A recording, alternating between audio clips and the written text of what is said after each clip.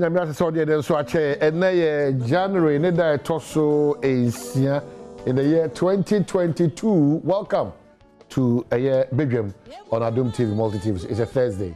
Enti ya ne yawo. Mo hye mo sapo mo nsu na mo ze ne de mo da. E nyina be support mo kwansoro go so. And obi bia odi wa wo de bia so no. A special happy birthday so nkokra na me ka cho se enko elfama. Odam pema wa hwe oni be ha ho.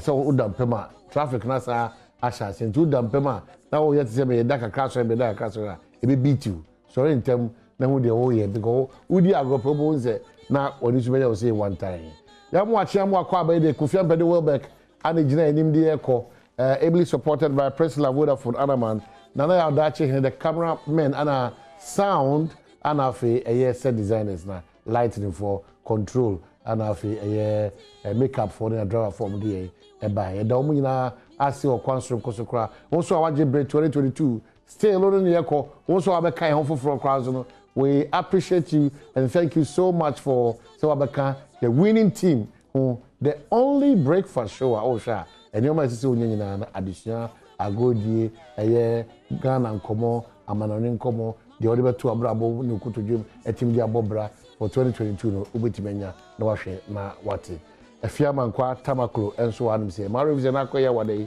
Ghana nkomo honom sa pepe penso na sima wodo atojo to baka ta tifins e de bro na ye de eye agokansie abro ne de fisema soso ne eye empensem eno achi no na epije mu ne eto aso kama e wa hanum se Efiama achi well begin se bibia e kama onyame adom 2022 eye push eye praises and a praises. It you be push praises na kopem say onyame na ankasa be feeling say ankasa ave de mabre. Monji de mo pe bia. Say obi apenkan for. It yi nyame aye sa. Ni e dana sa. Ono so hia say tontom no. 2022 ni yi nyame aye. Ni adana se. It ye fa ho ni mood e wom. Bibia mu dana se. Bo so no oye no mo. Oye. No oye wo ne ma ne mo. Na wo to one e praise you. Say na otimu ye ode. We de wo kai bi na keke fu so ye bi e ko e mi che na. Say minim se sa de na abedu asantifo ye na oba na almost sound man. Yeah. As you tell my man, na me say almost sound man na say me film me to say kondo. Kakra say mo. It was any perfume kra o say dey your dey. Say mo sound man na want to man control no. Oh Debbie. Enti imagine awrade na obo ye no. Na bibia kra no. Dollar new kra no. Pounds new kra no. Euros na wo tonton no. Awrade we kokoko. Awrade we kakraka. Awrade enya wane amme. E no kra o kakra hwa. Dollars what Ghana so na dollars. Enti no this year there 2022 there.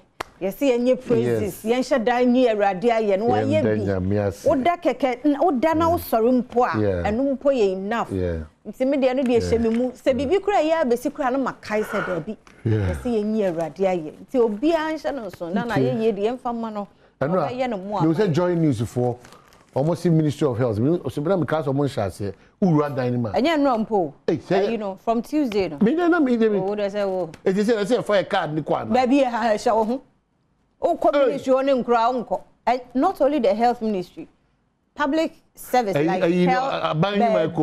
It is a una card no. No problem. Dear still. No problem. Card no. Say no more beaches when you crop forward once because so question I think Sasanki is starting some Uncle Bia. Maybe a Pablo. Just who say and I'm saying, so what there? You see, what you mean, it is simple. No, no cross up upon a crown, me medina who because we worker or ministry, Ghana Health Service. And I see a transfer now. And think how crowd the essence, how crowd wouldn't crowd. So what I shall say, and there's a papa, as I'm not young press conference, and your cover. And wouldn't even your problem. And you also have offer for the end of our summer. And yes, simple. Yana sa on and so me so no. Yeah. Oh yes, yes, and Nipa won panion on the idea.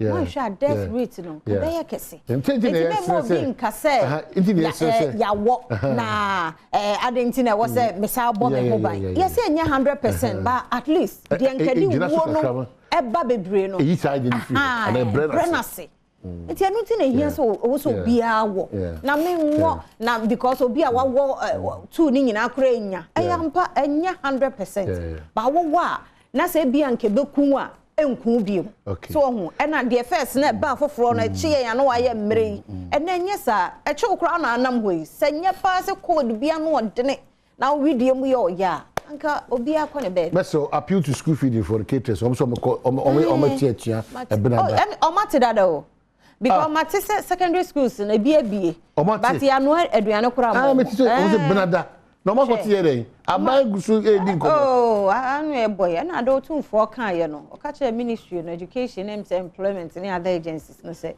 omo ni omo ayifo no ntena se no omo nkasa ansana ebre no like ansana ye no omo kasa na da na is omo madi chibia yete atua ade chibia atua ti are na paasa mo de wo mo ka mo ntuama wo mo nurse anesthetists fui so omo so ko oh yes and menya sure say eye enra pe yes afia se omo so de gine oh yes menya sure so kwa na ye enra pe na bia sika no wo he we take a lot of things for granted anyway, but we never that's what I do about nurse for us. You know, go focus here quickly. So, how do I to the work at papers? How do I in Sakawa? The Ghanaian Times say Ghana most peaceful in West Africa. President celebrates, urges Ghanaians to maintain it, and don't lose touch with grassroots. President Kufuor advises MPP, and 43 killed, 202 injured in road crashes, December 24 to January 1. The big one.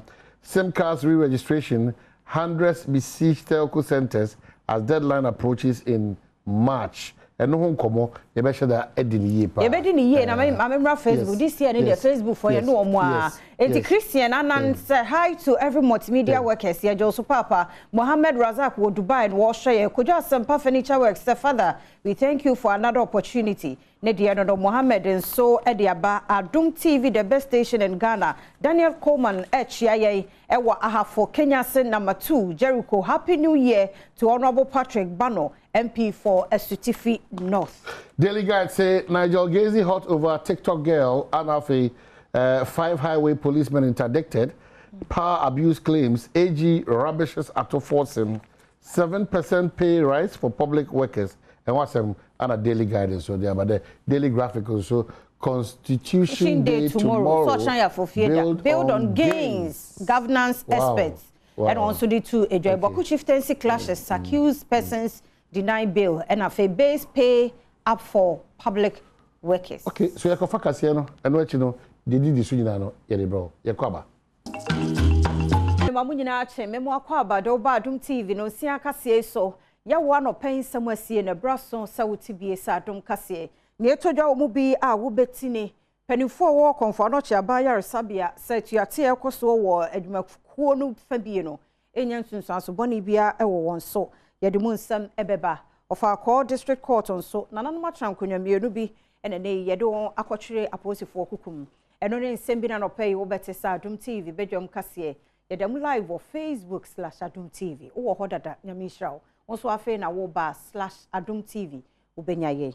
Midi de afia amankwa tamaklo. Afia ni de kwan sutie se de nsam ni chiremu ankasa etie. Empanifo eda konfo anoche teaching hospital esen hye de wo mudi bia to na kwan so da. Se industrial action striker nurse anesthetists for one more atie no.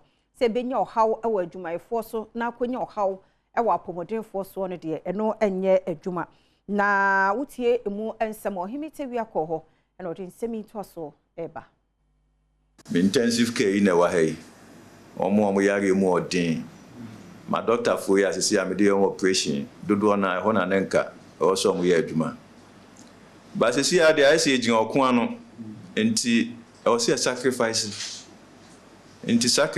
na ekoso na meda a doctor for no asepa ebi an kombeka so yenye ye beye emergencies nko but me catch am say yenye me prof David ye beye cases ni nyina Mayento akasia no so na opposition NDC amanyokuo no se benchmark value aban what so what bi free so ye enuma ahodoɔ bɛɛ 43 no deɛ NDC amanyɔkuo no sɛ yɛtoro ɛna aban no ɛka Sameja Mfia communication director ma NDC ɔno ɛna de nsɛmi ɛtodwa.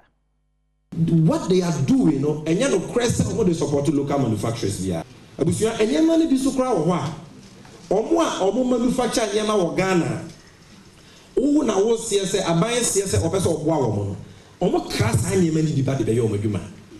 The local manufacturers need here no. Partner say, we be creating enabling environment. Amawamo. Now what say the cost of doing business, so the factors of production, so. In Kenya, Bona, or Modia Boyden, you see Bona, the tariffs, what is one of my businesses. Bosnia, Moko Bowa Banga, and we see more 20% yet, you know. Now what is so? Because of more competitors or more other countries, you know, they have access to cheap credit, or access to interest-free credits. And dollar now at a Pragano, and one Dr. Bawumia, and Shenchini now. That will help the manufacturers and businesses in general. Sankonya mienu bi ewo ho a ofa call district court edwo koto aposifo ekukumo na ni nyina na ye gomu afata hene ye owo gomu ismensi mu mfimfin mantemu afra se nipa bi susu ye bo wontrimo posanko yi wa afri ho na nanom yi ene nana esel amokwando otoso emiensa nana ya okudu menu gomu afata kakraba odikuro ena afi mankrado Adom TV etoso Ofakwa district court no ahye se won fa nana Isol Amankwado otoso miensa ya wo ye gumu afete kakraba odikuro ene nana ya okudu menu ya wono nso eye mankrado enkwahye aban kukumu na won san fa wonom emra asemdibia honom opepon bosom ne da etoso dunkunu e wa afempinu ene aduonum yenu imu so manfo ebeka ya opanima bosom ne da ne etoso dunkunu e wa afempinu ene aduonu ba akumu ena Adom kase bo amane se Anti-robbery police unit yeah one national headquarters ekum enipanum bia wonum susu se na wabo wonum paase wonkokum gumu afete man hene ya ne din ene nana abo ata na bra wonum ehu a police fo apɛ na wonum hye ase wo tututu a police fo no so tutu wonum tu ekowi ase no nam so ma wonum ehwere won kwa na bra sa tututu no ekoso no enipa menu a wosusu se wakasa enipa num yi ho no enya kwan edwane enso ekiri ena police fo ekokyere wonum na bra chief inspector Peter Mponsa ede ne nsam etudwa ewo asemdibia honom no ena wo kyere mu se wonum hwehwemu a woye ye no adanedi se sa ahemfo menu a wakyere wonum no wonum ene boss a enipa ya a police fotu eka wo mu ipa ya wonum ede Ghana sika no empem aduanan efa Philip Feni so ede ma wonum Enkamantam yi emumpenifo rese kafra said to jachire mu se covid na said etie no e wo so wo mumia won hihye ahodo mu eyie nti won ye ne se nose mask ne de se wo kwa ba adwuma mu ni nnwuma ahodo bi mu transport stations ahodo no de wo so obi ahwe se wo ehye bie yesi afefufuro mu Adom kase bo apro ekohwe se transport stations ahodo no anye bia no yen ya ye befro ya hye ahyenkani anase mate obi ahye ne de ana se waprempe etwaso The police they say sometimes here na road grandpa na police for mu yan won kase you say because mu wow and the police there police wa mu bisa bi say bi edu kwan so a ebi tetumbo ha to mu to bi se nanso no edim wa mu ndi so na mankasa drivers no mankasa mo nose mask no mo hye bebre yan hye nokora ni bebre yan hye o say Ghana for no this bibi bat say enforcement and as bibi force and sana bebre very comfortable so me hye on am kire no this car or the bus or the back for car no on this ke bi or the koto no sorting te bon yan yakasa pa bebre ti do so asen de hia pa enti de meka chemi nuan se omian obi akabia se ade de fa se na wo se ebobo akatakata because you say the air ya ne se ubowu ni ye wo busuafo hu ma bi ekosie u eno a cheta we de kosi na wo makura bo tami papa yesie ne wo ha ade eno na se ye dwene ho wo ya sa ase to kase pa Mamento Adom TV Badwam kase no son concern for Fromo na Mamprogo Youth Association ya wo North East mantam no mu fra ban se Ghana amamra no won hwe na won fanya dwuma fi se wahemfo bi dumienu bi a bepem sabe woda so wa posifo ekokumu no e ha won madwen Adom kase de ntwaso no eba on the 28th of December 2021 and airlifted to Accra and have since been on detention without trial. which is a direct violation of their fundamental human rights, which is enshrined in the Article 14, 3B and 4 of the 1992 Constitution. It is 9 clear days since our kinsmen were arrested and detained. Is it not curious that we know what crime they have committed? It is sad, to say the least, that the security agencies who should protect the rights and liberties of the citizenry are the ones violating them with impunity. We see this as a disrespect and attack on the kingdom of Mampurubu and His Royal Majesty, Nabohabu Mahami Abdullah Sherga. Mampani Adudanko Akufuado, Sir Bayu Gusodin Denshe, Sir Obesi 10,000 affordable housing unit, Diama Acheche 4. Now, one bit me and much of us say be a war high dino and answer water. The Mucho Adom TV, Cassie Edeba. We have challenges as an association. These include affordable housing scheme for our members, poor and unattractive working and living conditions of our teachers, low female participation in decision making in the association, weak flow of information to the grassroots of the association, and weak monitoring and evaluation at all levels of the association. Menya no sona Adom TV Badwam Kasia no pay na ha ne brema kwan na ye de asie midin afia amankwa tamakla gudie mu nsam eto so Eric Asiedu body ediba. Abuja ya mwache mwakwa babiem yenhwe de ekoso agudie mu na no pay na ya oneexpert.com na de asia konkonsa ya de nsam no ba oneexpert de bra don't go there kwara nran krofo di sika sika pa na nam nchensa anu a ojeja hono fa hujim sanse matches na no ebuye na so bi ho pa betima di sika de go bottom betting companies na bu but oneexpert.com ana metimi aka form na no pay say sika bia bedi bia no omo de be ma afin so oso so a we fa matches kakra bia na wudi Gifas mesha so kan hono pay ne nsam na de bra ma na me madra Ghana fo nyina age tumte wonte ye de ameka chew na ma oba ye oba mu obi ma so ye be me mu pa nya sanketo akra be hya se e de afi the Carabao Cup semi-final and Chelsea take a huge step into the final abra semi-final game on the Tottenham Hotspur first leg no about Tottenham come you know Tottenham and Tumiante. Right, straight to Spain. Yenshare the Spanish Copa del Rey and Real Madrid and Barca United winning games. Madrid winning 3-1 over lower tier side and Barca jinky working but on back ebe winning 2-1. In Spain, and well, no bigger present for the kids in Alcoy than a goal from Real Madrid. Was it Militao yet again? It was the Brazilian defender breaking the hearts of the home side here in the 39th minute. Ancelotti looking cool, calm and collected. And Alcoyano trail after the Militao nod on into the back of the net. He's making a habit of scoring in El Collao in the 40s. He'll track back into his defensive shape. Sent all the way back to Lillo. That was Dani Vega. Just it into the path of Dani Vega. Full and esteem Dani Vega. Checking back. Vega! Alcoyano level it up at El Collao. And his history repeating itself. 350 days later. What a touch of brilliance. A stroke of genius from Dani Vega. That is Javi Anton, and sniffed out. The pass was telegraphed and gave Eder Militao all sorts of time. Rodrigo, touch into the middle. That was a classy touch. Hazard to Asensio, and Asensio off the deflection. Jose Juan had nothing to do about it. And yet again, it's Real Madrid advancing on the scoreboard in Heartbreak City for the fans here at El Collao.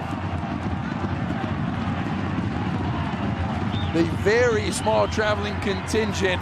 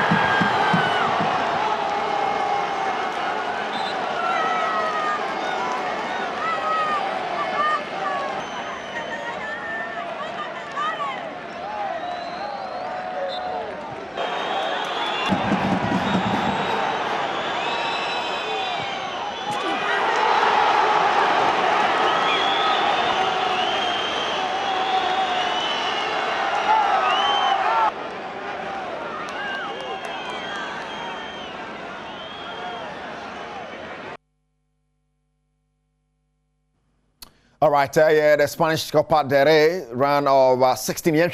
Sanada results don't see Koye and Iba. Watana Fi Mayoka born 2-1 and Cartagena, Valencia born 2-1 and Leganes also Sociedad born 3-2. The Italian Serie A bounce back and here send fixtures no see it. More than your body crying at the idea to her, Senna City and Bologna and Inter Milan at the airport so 11:30 and a Payana Basso, yes, small match, Mubed in Sampdoria and a Cagliari and so airborne fiction Lazio and Empoli about Spezia and Verona and so the Bepem so at 1:30 na Atalanta and in Torino and so at the Abo and in Sassuolo in January about AC Milan and Roma. Match of the day, I know bad day. You say Moreno, call San Siro now, Salernitana, and then Venezia, Ebona Fiorentina, and Udinese at the Aboni. One big game, and so at Taremo Juventus and Napoli, way games there, Basso in the Italian Serie A, and Medici at the BPM Biano, get home some, and so at the Abrona. American match that somebody there near oneexpert.com next or bet TV Mudao. Na ne match si dia tum se emu da ho kama pa na ade ade tifa hojim nipa nsa hwe ja ben na udi bronya wi o se January ne wa to amfa ho anye oneexpert.com wa obotum be ya chene ade ade a but ye ko ne ko hwe ensemfo fra koso na the senior national soccer team the Black Stars of Ghana busunya ka 3 days na ye ko AFCON Ghana eboa ye ahosiesie akansi against defending champions of the AFCON Algeria and Rabe Penny be hwe ne Doha na nya sam keto akra but Algeria Ghana boy come yensa Ghana and to me auntie. The Black Stars of Ghana na Buaka Musano but Milovan Rajvac one of coach Adema Black Stars so say umuse Ghana loses 3 but no shaking we ya husisi keke. Je to bilo nezamislivo tako u tom trenutku jer glavni igrači iz Evrope nam nisu došli, ali smo imali znači ove druge igrače koji su se digli i koji su nam posle pomogli u svjetskom prvenstvu da uradimo to što smo radili. Yeah, but this situation, if you compare 2010 Angola and now, the situation is totally different. At that time, many players were not available due to many things, especially injuries, you know. So we picked other players, but at least we had 2 weeks to prepare. We had 2 weeks with a full squad to prepare the team to do all what is necessary before the competition, you know. Since when you are working in the national team, when you play matches, you only have few training sessions. You don't have time to work. Finally, when you have an opportunity to work with the players for 2 weeks, this was taken, you know, from us. So that's why it's a different situation. But never mind, for everybody else it's the same. So we have to cope with this. We have to find the best solution in this situation, and I have full faith in these players, so we will do everything in our power for this short time to prepare well to start the competition the way we want and try to achieve the greatest result possible for us. Right, no ne de Milovan Rajvac ade tutwe gusu di Black Stars achi ebe sene mahusiesie ne beko na ebora competition mu nso ane ya jahire ni asepa multimedia de honsam ina ebebro na yenko hwe ensemfofro mu but still on the Black Stars Samakufo former player the Black Stars and empanifo so di anim bi pe say Black Stars team no ebetimi akoye wo say team nkwala wum to Ghana for ento mboma mu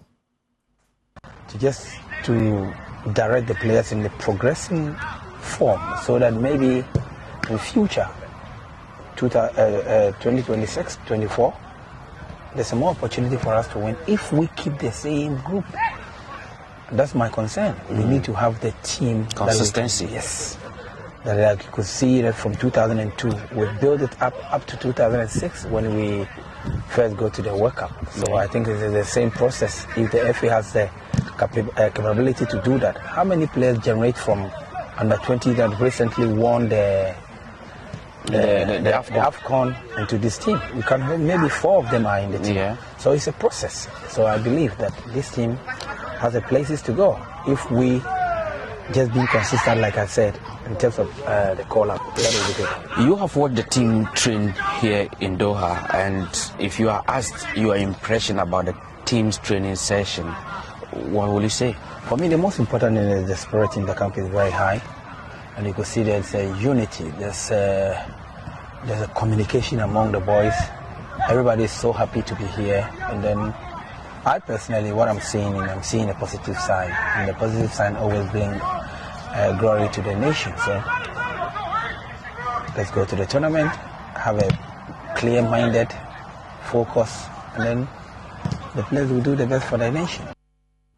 Right, Jifas Meshach, we took when I didn't some idea, Brew, Pacho, syphilis, Beko, no Bequa, Jifas Meshach, Happintional, Obema, Sisi.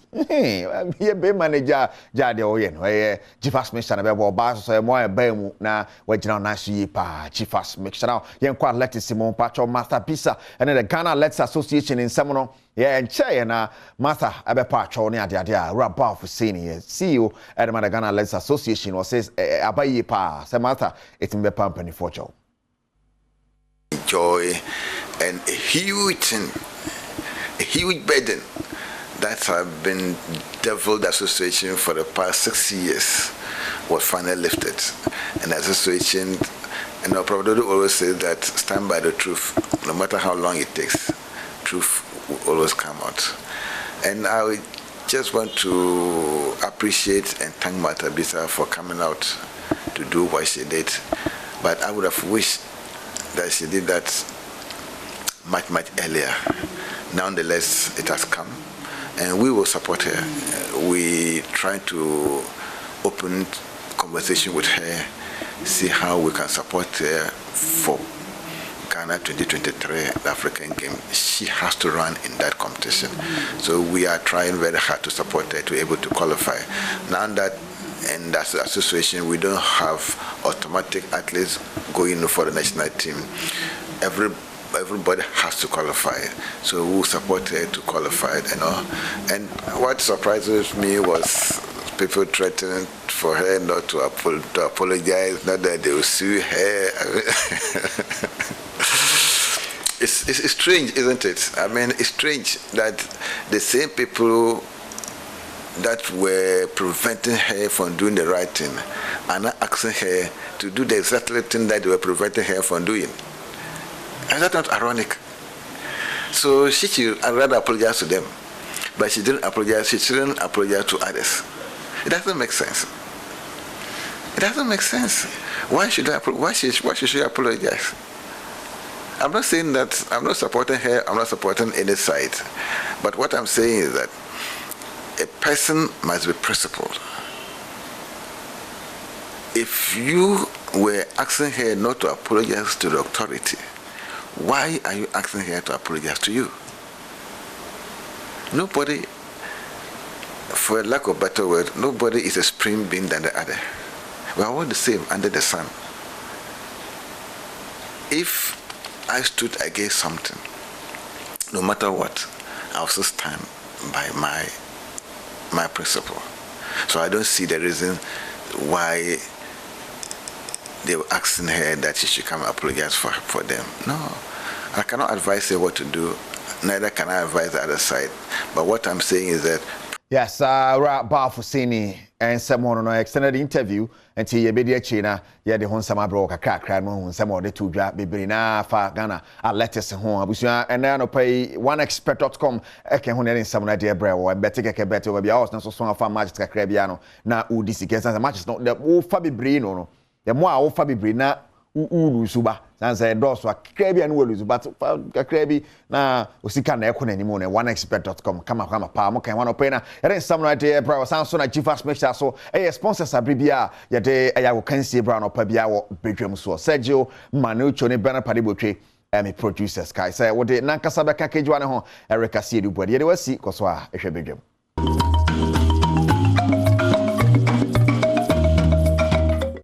Well, Masachi Obium, Yagusu official parliament in Mountain, Mamisa Koso, Emma official part. This is the second edition, year 2022, Ghana and Como, Achia and so Emuye. It's very, very important because a few, you know, you man yourself for no mama home baby first quarter of this very year. If you ever saw back. But this year, young Kasaya Hono, we are keeping the things right. That's how I'm making sure, say, and your Master Ghana ni, you know, or ye Magana Timijina Brand, and Sanya Kwama. Because Macatro say to an more sender fata near her Sanamon to the bit me Gina na Achena Bua Ghana. The way a man yourself or Udia or no Mumba Sumi because and Yadi Winya Quenya for baby. Say so ana onsu bitimi nya akwanya emanyo man self fata etimi si o because Macatro amanyonino obesumi yen ya mesom no nti ya asomfo na ankasa no ya ntutu ya na mo asisi ya enoma bebre ha adwene de di kan meva de sede pa maka ka school feeding secretariat no na no de omko ka che say finance minister and the ministry no and omo release sika no and the sika no omo to ho anamo and omo yese mesrew say 2 terms in tua car don't say normal sa nyoma na ya na ye Ghana na metiasem ade no kwa no abnormal say normal abandumani wa wura bosumi 9 bosumi 3 bosumi enum ye ntua oka o say normal enai omo ye card no kra no omo so sa omo regularize omo wura mu ye eba public sector service mi kwa no omo so aketua wonsem wonwonan bibia ya abnormal but oman no emu nipa bia de omo sisi bia bi no fa normal ti mesre entia eba no say caterers na bna da omo ti atua sa nkomo we ye dia from 17th of December 2021 abewura 2022 mo enough of the excuses and explanation because nipa bia no so be hu puntu a results nya kasa nya press releases memfa sa akwanya we so kran san kan chairman panyin a teacher for na nkasa kran already they have their challenges also gu so our promises bebrebe ne kran wie ho asem nkan yo you are still promising Mr. President eti tobo ase na yen tackle the old promises ne kran intimi wie pay your endi mo no ansa no asa be promise teacher for housing there be you want to be can no man but yen pesa promises na enough of the promises because the way the can catch kwa no say who to one am a teacher for Ghana for nipa do na be hu nsakire o ma abrabom e bi ni 1D 1F e bi ni one village one down e bi ni one village warehouse e bi ni free SHS who shebu kana e bi no man o keka de bebre o so let's concentrate on that because me personally kwara me catch me catch na wada ma say ni so de hu kama say a jam mo ni na bom no ene ne ye ena nyina eni subiri akai konyoma bi a o ka se obeye bia no ehu sikasem nya nkwadasem but you've jammed it ya jam policies na ni so de hu ne ya jam o man no ana ehu benkum from nifa de bia da yesu sika enso manage sika yi ti back to the caterers mesre school feeding secretariat se muntu na montem na eno nso ya dehia woni ko school no already yesu ku nsem kura na ya dehia won nsem no aye bisi basa we have a big challenge when it comes to education setup. It's not just about free SHS. It's a messiah, but any solution. It is a and pay attention to and you may come yadisha seminar dimwa and the how be ebeba. After my kwa one so that's why bedroom my yom so ye favor. The culture afu e be push mu nyina agu nche. We push all of you. The bar bedroom I be now bodabodo him now as you say ye favor. 2022 we are not going to entertain that too. Make come what go how about the end there. You know mbako the benchmarks when semone kanana ho nsema eba no. Eno mo fancy nje. But 2022 your Ghana force to try buy adwuma for because private companies say oh yeah adwuma ko adwuma so be dey ope. It can be possible because you the mrani nyina share ofuma ye mfa ho ni pa so e kwabna sanche say ye be sumu asenche. We don't have time. And then the cost of private institutions no. You are relaxing about buying you mama. It may catch you or minister BPA or secretary or one mukra ebi num ho hiche bibia. Omo ho hiche bibia. Wo no ba be sese ebi obenya kwanya. Ebi ho hiche bibia. The obenya crash o the crack e ko ban pajo fata reja oko. Hwe. Wo the science fata 2022. Uka se foto reja okwa yeso ka so na ko nipa be nyechire on person be adwuma no nya 2020 ye be so side man so me what ase we are dealing with ourselves and say akwa man yourself for no so because you so nyoma bebre so ha chede do o ti aba adwuma mo sumie me ma ba me de ade e bro me be tia ka kwada da so wo phones Ghana for o tia de kana o ka sem che no da so jane phones no ka but wo twen wa me twen na o kasa bre wo homo bia te se wo nya bre wa badwuma o gina phones a o din komo no o koto aduru emergency na o gina phones o din komo but o se aduru be na ape o se o kobu fuel no o gina phones so say din komo already there chance dia crowd boss say eni wo kwan say o use kasa video filling station as a gas station ono momutie o bo hu petrol no the diesel nam so ta o wi a na okobu ade fu agu kam o se pastor I'm sorry no it is only in this country that I'm sorry but we don't change. Obu petrol no akobu diesel agu kem The way I'm sorry. No, no, I'm sorry in 2022. If you want to be sorry, reflect it in your job. Because you want to reflect it in your job. Not because Ghana for don't him chopaka. 1 second be a patrol. 1 second be a patrol. But crow where your patrol yes, sir. We can say sorry easily because we don't understand it and we don't mean it. A year no patrol. O patrol we are a chair 70 saying, a year no patrol. O patrol we are a chair 70 saying, Mestre, yasa another registration, I say, SIM card registration, and also a buffet tank. Bibia says, Koheni Pama did that monte for SIM card registration. Koheni Pama. It's funny. Koheni Pama did that monte for SIM card registration. Na me that be a mentia say why team will form there because when you say Ghana card ya bo boy say nyina mo say fingerprint intina the Ghana card for nyina no minim de mo amoye say adwuma no there's no way just this Ghana card and you must tap into that than say echo queue for hours mo say match ya bibi mo frustrated too much and you say frustrating na Ghana ebre so we are all frustrating ourselves. Sometimes moon devices certain easy means be ma nipa do do na hontimi because and also quiet man and no yen tokwa and no na we did we tell oh the chaos everywhere. Yeah, minim say apple how bet my first one there but me catch us no achi no ukọ na edi sak any question nim twa na on say twa wi a the Ghana card no there's no link I bet him there here na mo man kire mo mra because people are beginning to be worried spending 5 6 7 hours. What is this? Iti mesremwa yesu eduebu. Sa kwanya beda homa ekra na se biri wo ma. Ye be ye ntwentwen so abola a country of calculations. We blast our match here ko African calculations.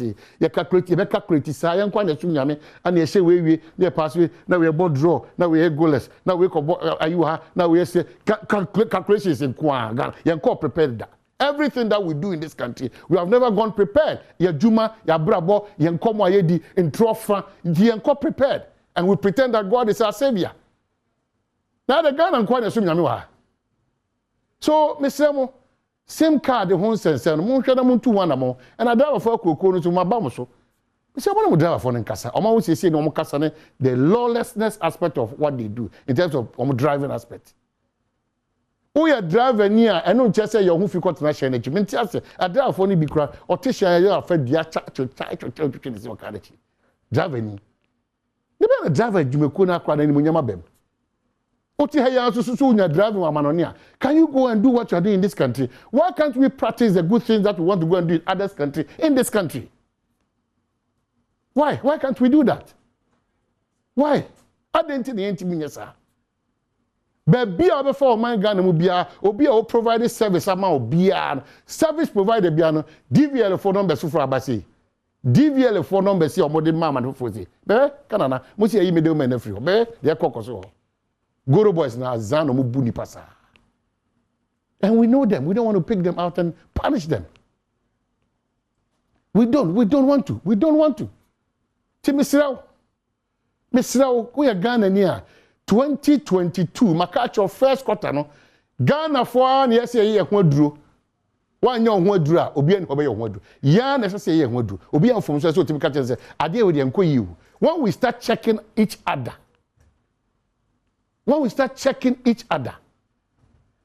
obo say one on motisro no they wouldn't have any choice and option than to follow you asa anya saade a ekwan ya force ya bobra na ese ye pensisa wo my Ghana me de aso walai enya de befa ensiaga by be me siaga 2022 because we cannot always say ye de ye mfato ho a enyoma ensem fata no ho mfato ho be na nyoma de ni munyama o my tumpo no de ya to atwene baabi dabi di dwadini a wudi dwanso no just push this in your brain this year ye push ya kopem se benya Ghana ni munyama no etu wo a yo si akwa bia wo push you aside.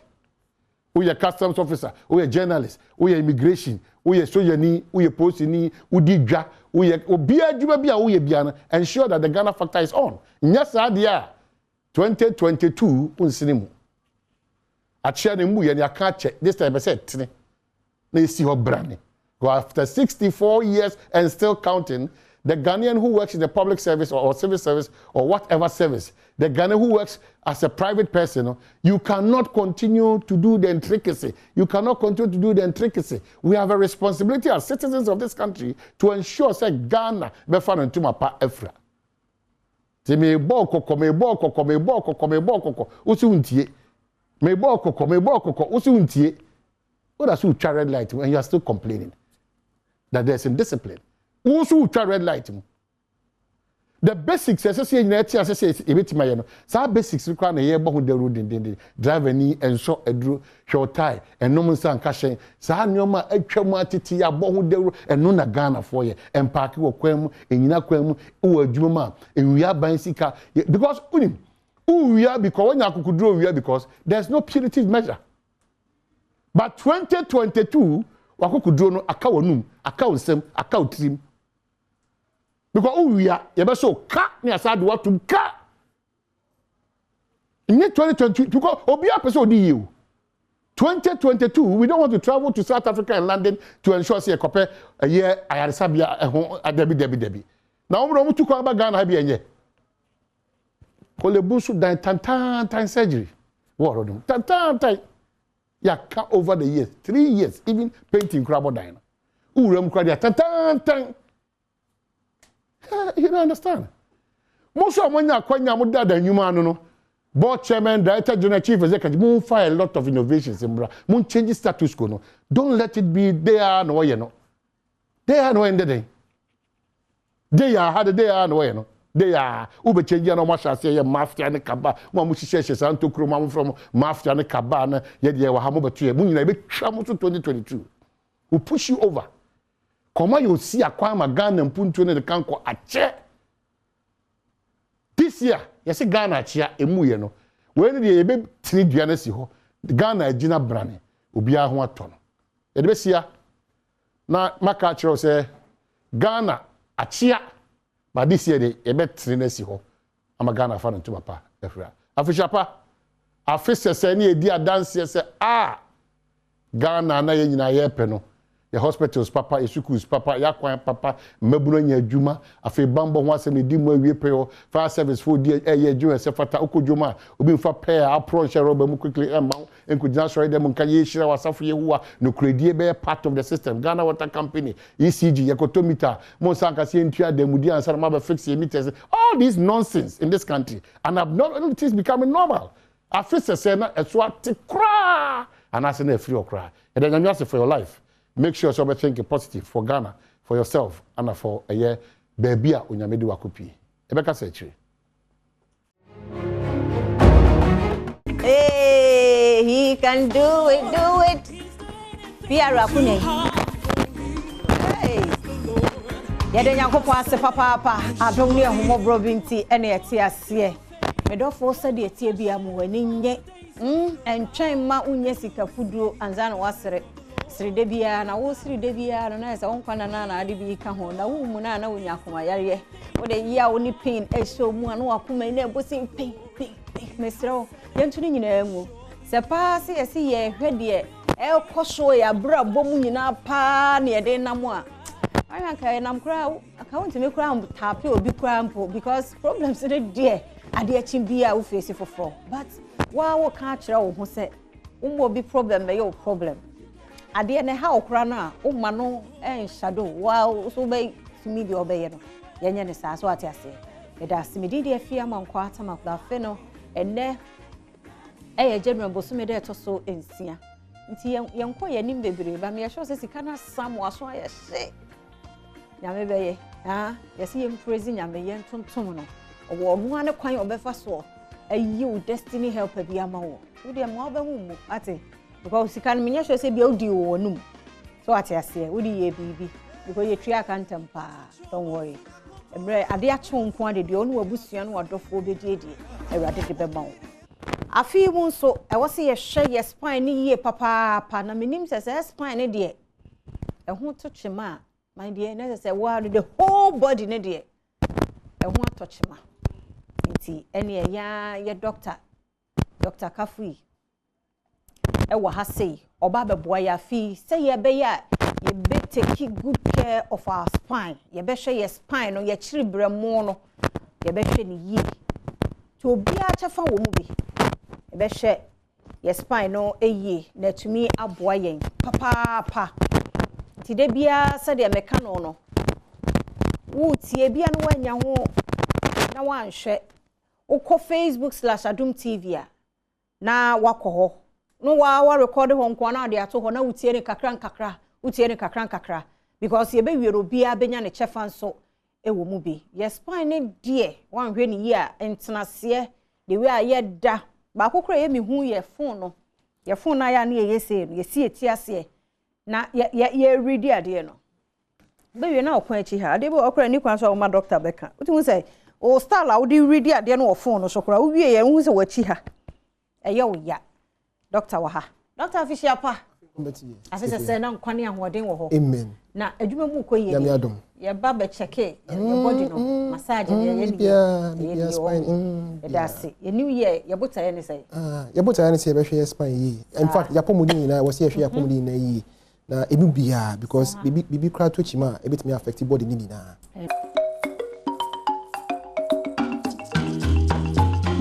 se wo bo wo wa mo wo nyame no ane ye tontom ne yesi 2022 we ye tontom nyame ne de wo ye de ye no ane ye be ye meda se pa so go social Adom TV bedwam mafisem ebre no na aso ase e wakitu e bi betra bi se aso won fan cheme minim se wo de a cheme kill kit toothpaste meda o mo ase papa pa ye nkra ne dia ye mfa ntwetwe nkra no se na won se no enyina brane kama fi se bronya de nkra ne di no pa didi niema hudo nyina wo munti anopa wo de care kits toothpaste atwitwi akra ne se no anwumra nso wo didi awie no okoda no the last no obeye so obetwitwi ne se ye no mufo no ne osofi Israel masefo ye titire anya saade oh ye de go ya na yakwakoda affect niema bebre anadwopa na adofo ofro na bebie na sente no hadwen enti nkra ne de we mu ye mane nkɔ ne saa wo so otwitwi ne se anopa ene anwumra mpanifo nyina ye twitwi ye de saa eboa bebre anytime bia call ne ba no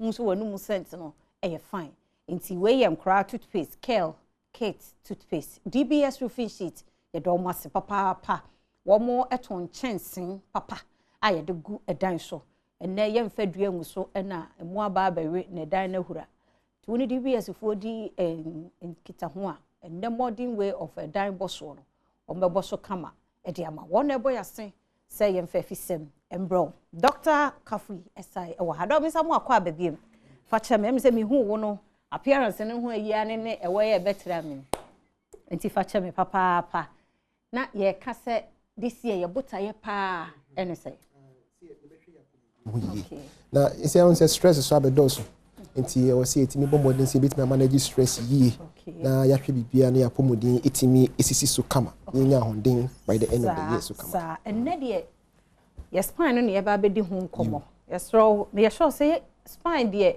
e cover baby ya tie ntimi nka ne nyina ba ye bebobo ne tofa na ya hwe ye kasa spine no kora na spine no ene de ya na ye de yi e woni padua no that's it enti spine no ene ye friend say yes uchi bremo eno na e ya de a ye nyema bebre wo widie nim wo hwe a ye dompe bako nko ba 33 ye were 24 ye very movable but they can e fused but spine ya dia na chassis no kra no ye wowa ene di kan forming and sana wo nerves no achase abranche because ene bo nerves no ho ban enti nerves no na se bia de ba ye die mu yate ase ba se bia nhoma that's connect as a wires no na body umoja na say plumbing lines no here na we na electrical we na ba mu enti ye electrical signal send pano yenya free ye nerves no enti nerves no de mutimo nya atenka uso ade mo obeti say okay me hu say ade we rubber we she we nyun we ti say ene ba mo we hu enti spine no ene ya e bossa ade no e ho ban kese pa enti say e ho twachima bo se na ma electrical signals no ahyase enye entimi nye nyema e wo say ye ni yi e ho twachima e bi mu de o ho ma e bo mo nan mu ana mo body part na e ho attaching itimi dudwo e bi mu de timi ye mo ya e bi mu de timi nya anansi ana ye gan say in our sorry numbness and tingling sensation. It's me back. As I teach it is on your man shall say it they be one man emoja asem. But nerves need to play a major role. This is our problems no a spine na obenya ehun so e wo nyema we a mabobɔ hu. Nti e wo say ye bɔ ho by na spine so ya hyehyɛ in such a way say e wo your neck cervical spine the way ye chi e to so ye thoracic and ye chi and ye way CCD e lumbar spine. Ye ba ko so wo ye fe ni sacrum. And so ɛyɛ nneɛma ɛwɔ nneɛma wɔ hɔ nom a ɛyɛ nti yɛwɔ kwan wɔ hɔ nom a ɛwɔ sɛ abibia no yɛbɔ spine ho ban ne dɔ wɔn fa skeleton na no fa skeleton na ma mija o ɛbɛboa sɛ deɛ wɔkyerɛ din no sisi adie ne yɛnya skeleton no a nke bɛboa pa but yɛnsɛ next time no ɛbɛba ne ahwɛ yeah nti sɛ yɛhwɛ sibi a ahyehyɛ no na on sɛ spine no wohwɛ dompe na ɛwɔ body ni na dompe na bia tenten nkyekye bie mu but spine no nkwa de akyekyɛ mu sɛ na ɛbɛyɛ nerves no ebetumi pipi efiri mu yi nti ɛyɛ nyɛma wɔ hɔ a yɛyɛ a ebetumi abɔ spine no ban a ebetumi spine no akyɛ a problem ɛnhyɛ da mba ho nneɛma bi wɔ hɔ nso a wontumi nsi ano kwan ebi yɛ ɛnyini na ɛde ba nti ɛno wɔ hɔ ba bebree naa deɛ egyina sibi a yɛyɛ yɛ nneɛma sibi a yɛtena aseɛ na nsen kura technology abɛyɛ ama yɛatena aseɛ kura adɔso nti ɛno so ɛbɛ high yɛhwɛ apart from that no ebi a sibi a imi ondampo mattress a obe use ehwe ma femu krana sometimes ebia mpoboa wo hye mema ni mani na obi won obe hye ni mpoboa say heel say shoe most na no pame be no bi say ya ne kotodwe tae ne ya na ebia owi meter bi say owi meter ne ba makotodwe ne jan obo jan meter ni so kotodwe no enjai enti dia ne yeba enti mi ni hwe ne mpoboa na meka say yo mpoboa ne the problem ni bro because o hwe ne mpoboa mi ni boni mpoboa no so preoccupy na me say oh okay mpoboa no si bia ono ne 90 enti no abeni bibia no I was so called na shoemaker edi bibi hye ne mpobo na sese ne be ma ne nan no aye level nti abebi on 99 no ewe ni na if spine no be alignment ne masa de ne ba na mpobo ne fa afane fa na awe nti on nanti a ne nan no nsisi wo yi aye say abechia nti achia ebedi kan affect kotodwe no if kotodwe na akopie wo hips if you hips na akopie sisi no na achase more problems nti utimi correct sane man wo hunyam wo hye sane man nso na wo chase wo correct a most na sa problems ni na no yeah mesinko it is spine there very very very very important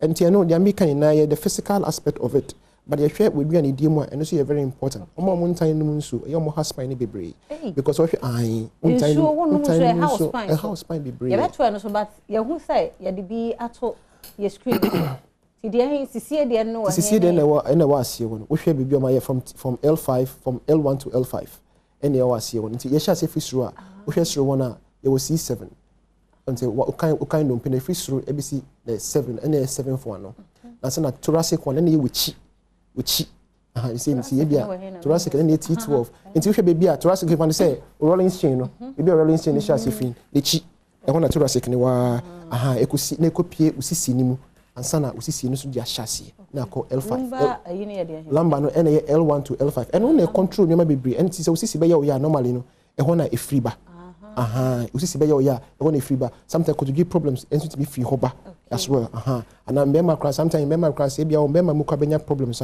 sometimes no it be e hot me man signal very e who touch my say whole body no a bit me how nti we hwe kotodwe no so ka ho na L5 no eno so e see any problem no abe more L5 S1 any sacrum region no asie ho pan no eno so be a major problem me kotodwe na me kotodwe o to ase no make say sacrum sciatica no eno ewo L5 L4 L5 e ho na sciatic nerve no but oba form a eno S1 eno sacrum nti sacrum no so ye bones a e fuse nti o fi sacrum ase na wako coccyx eno tailbone no o tailbone no say o hwe adena at ase no e pointed nti o ko biology mo beka say nipa ye tail eno ye bodua eno no but entisa but the friend is anti eno tailbone.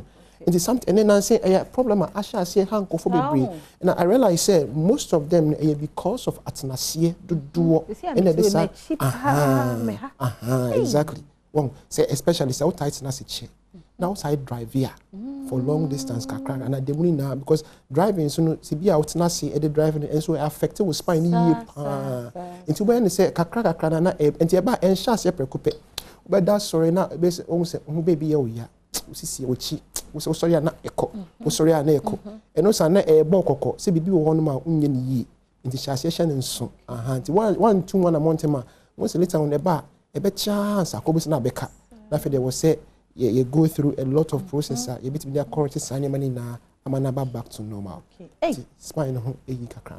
Hey, say spine e dey eni kwan say edidi agro. O say bia ye hwe. Ampa. Se me te ho na me hu se me ba bi machi ho ye me ya. Me me enfa ne san konum bia painkiller bi ma ne nko. Eye de ya. E be sa ba. And no problem. I hope it now saying it's common. I think say after 2020, I think 2020 no time na lockdown no share here. Now go phone call pin kwabontin. It's na TV use your phone so no be no.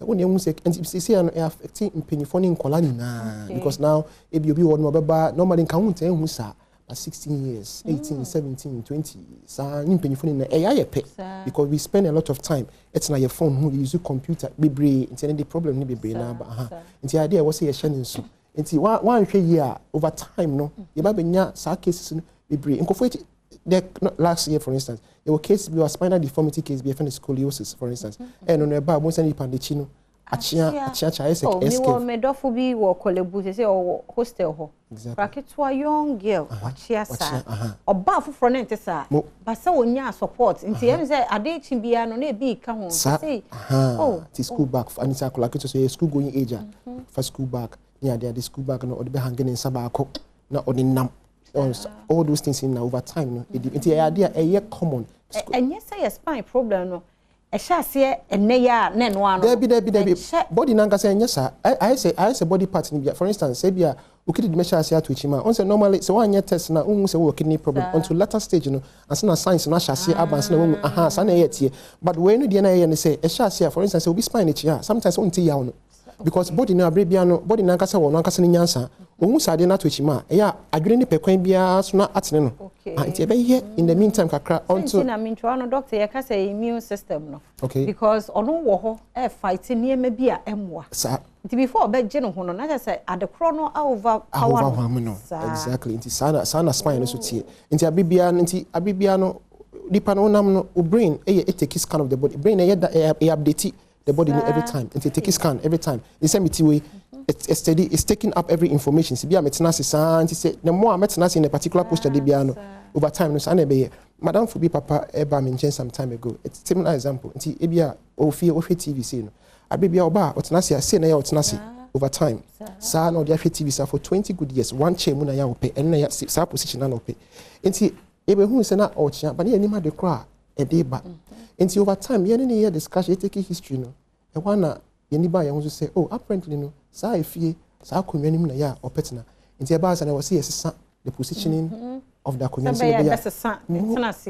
nti ade bi ni why it happen all of a sudden unless say a accident nti sometimes an accident the end they are very simple say bia obi tika mu na bia obi di car bo wechi okon ne movie wonya bibia fe ne whiplash injury mistake ya baby na ye ne say e ba sa na on hwehwe doctor chia kwan e ma ne hwehwe ne spine no say bibia ye na okofie no afa painkiller no 2 weeks 3 months down the line what's that obesity no padan dey come you can dey come are very stiff onima dey cranty amana basa na adwene mu ya yes e ba all of a sudden but now will be free back nti eno cross can spinal care this time I drive you be accident this year and now one can say me don pem be mbu yenti me okay immediately now obetimi a say bia a won e oben a massage therapist bia oben wana physiotherapist chiropractor obi o yes adwuma ne bia honipa ne tem ne complain chen say oh ade we na hear me quickly they will know what to do because your idea was here a bit me prevent this problem from taking place and no need spine no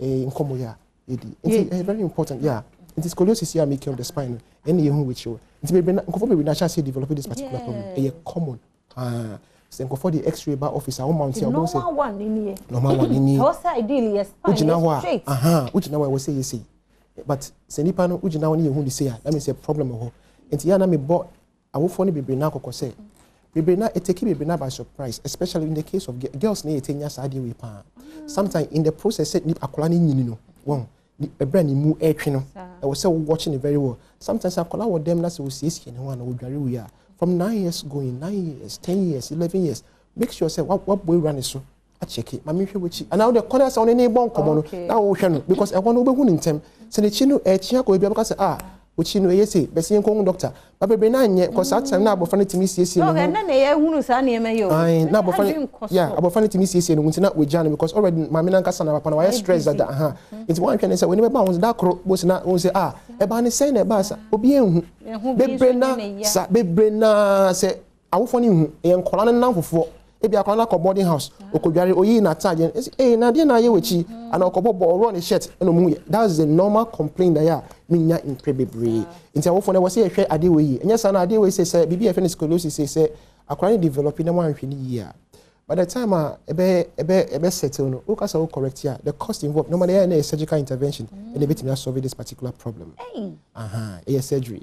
Mirofon false spine ni agrom pacho na ye nyina wote eya obi wo ho a na yakọ hospital ntem because the health you be to no obi first question we busa won say ya jiska ne boarding see ya jisko o sa ne boarding no sa wonte ne wate ho asema to anamo ko physiotherapist omo ana enye physiotherapist spine health yes omo spine experts yeah obi yeah no agbaruamu no akwa akobisa sane board no bonya de na meye dan se wo betwen na koye yare kese no eno de obenya sika na kotua sa de no mumie hwe ho no mu yie na enne adofo bi awoda ntime we hwe wo mo enne ye Emilia Brobe awoye actress anase okuku sekude talk show e wa Adom TV so enne na woda Queen Emmy nyame enhirawo nyame nye okese no nyo kese pa onfa fie bebre de wanya no onfa bebre ahoɔden ni sika wo mu no enka ho Topman Multimedia Dominic CEO nso enne wa woda nyame hirawo nyame nyo kese no nyo kese pa kosi so obeye kese ndie ni nyanso onfa ndomo no hirawo nsa no adwuma so nti happy birthday nkoma enne wona edu wa woda awoda nti eno no ba kono presilection na de ma me mante papa nti spine eho enkomo na anopei yedi na obisa mu akwa babiem na me am we example bi ese last bi na me da bed so me say na me ye bibi te me chia me ho saa na me hu say me back to position eye no sanka manye careful anya anka wan hwe anka be break me down because me say me da baby cheya na enye right te me yes be ye no say dog enye say Mia asa mi hu say enkoye say me kono straighter ye bebu mu ya to ho wo kan ye ye bed a ye da so topic we mu de na ehia practicals it's true yem paso dai ni esumie because me hu say even u pillow kra wo da so sometimes we so na akon ye wo ya e din a pillow proper pillow as any pa esumie ni pa da so ye de mattress papa wo say ye da so ye de because over sorry wuri misa wada wo sorry I will be look fresh I will be okay no wo sorry I say ya bo ye ti be ka ye ka I say ya bo me ma so I say ya bo me e de na ekoso wo e ba anana na ye de feelings are ye je ja ye ho say be wie ni ye ho na bi ye ya David enti sa nti de kan say mattress no ye wo mattress obi ane ne mattress wo say we use obi ane de wo so use obi ane mu ye du oso oye kese ono ne mattress nko mattress no si we yo fa they can show the thickness of the mattress. Mattress the thickness is very important. Once a mattress, we come on here mattress now. You was 7 inch, 8, 10, 12. And I will be a high density, low density, and orthopedic. And see, obi ani mu yedu. So I low density now. That's why. They did can stand up. Oh sorry. That's what we say. O mattress no. Emu no atutu tumwa. And see, oh sorry. Emu atum.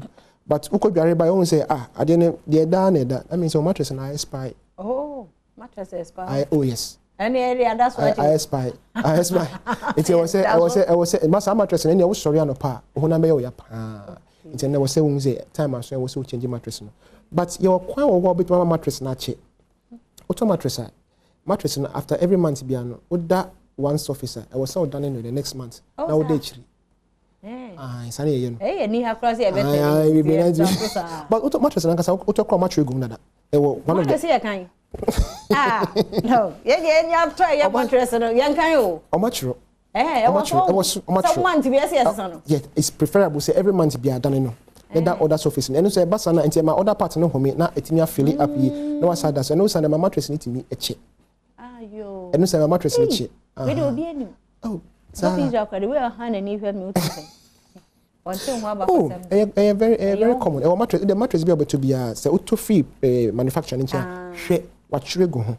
Watchere go obo nsa ni. Oh, obi anye. Say wo tiny keke. Jonas so won ya yampa me akra menye. Me ka me boy. I feel me say be yi mattress blanket ni ho ho free so lay bed. Yenye ne sa. Nti no ya na pro mattress no so a your friend say bed sheet no so you lay your bed in the come but say me turning every month be I was say until a good say yenisa every month until we yenisa na un say my mattress need to me check but a ball spine no home but you toss me no pillows no so very important pillow no say what to on say your body size na nya pe e tire no so mudu no so nya pe ebi mu chimu ebi tire and also yeah share nipa no shoulder width no so you very important until pillow na back to no so that pillow no so make sure say abibian oda okono enchia nko from bebre na asesura o say pillow bi o ho a oda so hu say high flat na how so and so especially good and so and especially design until no so no o so shop no mo o test hu dia e be okay ama no afa and name mistake baby na nti bi okwa o esi no akoto no afa no da ko use with nti sa e was so because honestly anka ideally no pillows no I was thinking measure because their companies because yeah talk traffic move o twemu ya hwa even me sometimes they me pay use pani local ones ni bi no they already as a cotton seat no bats be and keep no good because I know so no matter how say pillow no ko bia sawato na say feeling ni doso timi be film edisi na flatten na affect according to the way I open no what that so nti one kasa sometimes was so timi create one kasa pillow hwe ade a one kasa da no say on pillow we okay you could create something for yourself obetimi obi kwat me the pillow me no share flat pillows e dey share one pillow case mo se na be koso kaka obetimi nti was so timi test na position e comfortable ma but ade be mo hu say wo sorry no pa as wo say on surgeon edi kan on surgeon wabeti ya oya okon ya oya pe immediately na hu say wo da so wo koda na eni ho ansa na wo koda wo sorry na wo sa abasa na wo say ye umpa eni pillow ana anti sanswa na ye position na wo dey die no eno na di problem no eba iti bebe na no e ya normally no omo mo tie da ebutu ho e was a problem no me say me obi a me da one place me da me na hu bebre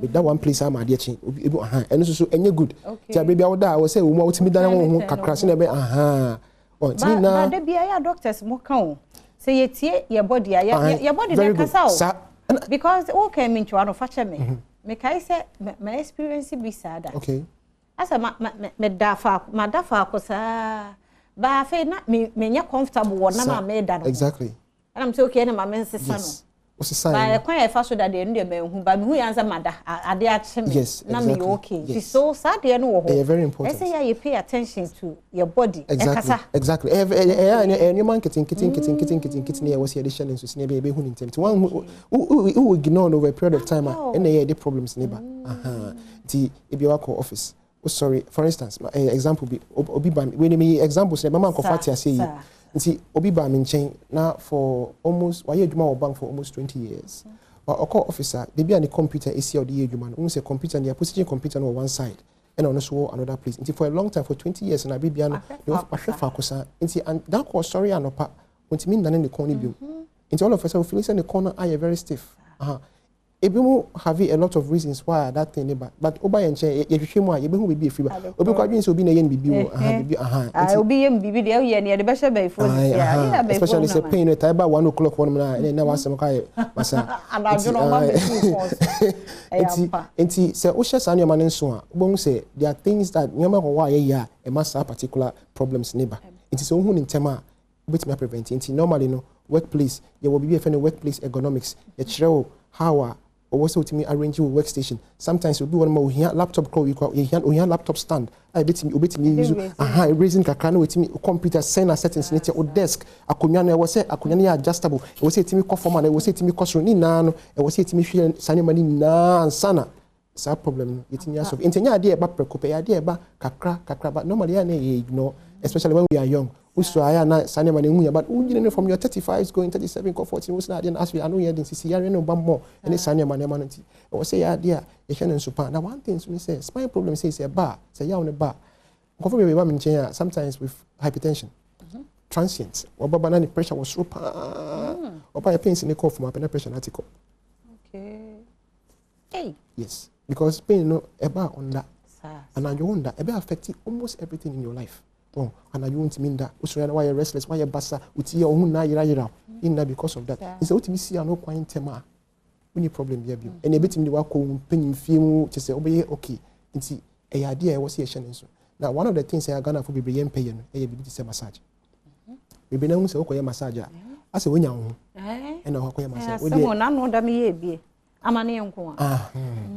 Nti me be na dwen say wonya wo ho nti na wo yesa enti sa bisika ko tua massage say tabi enye enti sa at least bia wo da say ni bia wo ho no ma once wo ye adwuma at least office adwuma wo de wo ho no ma at least once in a month kona omonyo bibi yentwetwe nkakra enne boss spine no ne yini na ne drone na no wo omonya ne sana boss na wankasa nipa no why relax why kama ni sa problem ni say enya de e beta aba empo se wonya because so yes side ni ntino enche na ekọ sanity wo bibi na nim wo ncho betwe amade na say cry we ansa na waba because who ni say onye koye masa that means odi always ka be enye obi na tesa obi won ma onima wa fa bibi muti awosua onim say oye ni say a eboa no ti o mu a na wa ye ne bako nti e onkofo won ma bi obaba once a week once a month obi won twice a month ni na ebo nipa no ho ban nti esa na kwa enye expensive at the end of the day nti obi timi ajatum e bia no about 3 months later but you know onim say oye bibi sa e de bone spine no ban na bon ho ban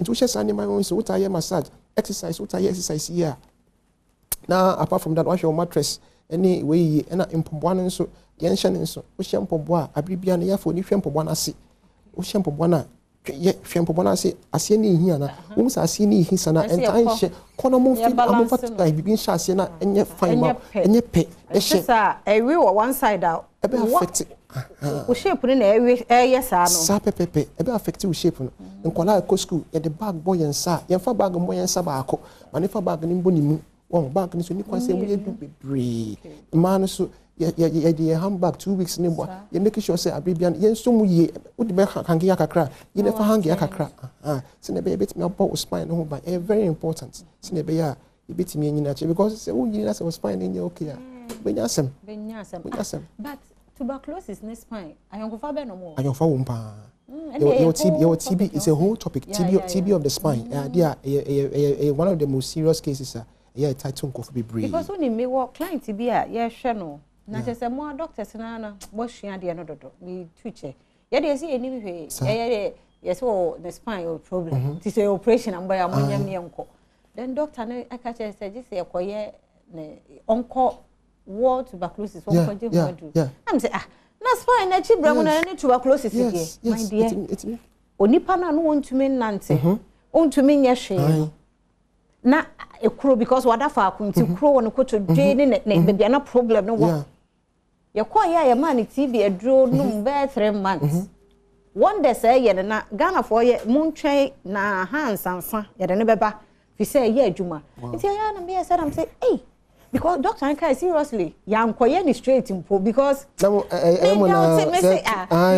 be in so TB of the spine eho they are affecting go for pa and sometimes it's very important say sometimes say be wanna say a lot of pain sana I say if you ba won chen ya on be say we ignore x-ray analysis no there na side no ho it side no so ade empe no yen shan say nyen wodwuma basa because it's something that needs a different intervention so one share expert obey wodwuma ube kwa onto that you be show x-ray no say e basa na mo say na x-ray ni baby e pese ehi na abubu say ye de no ko share machine bi mo de na spine MRI no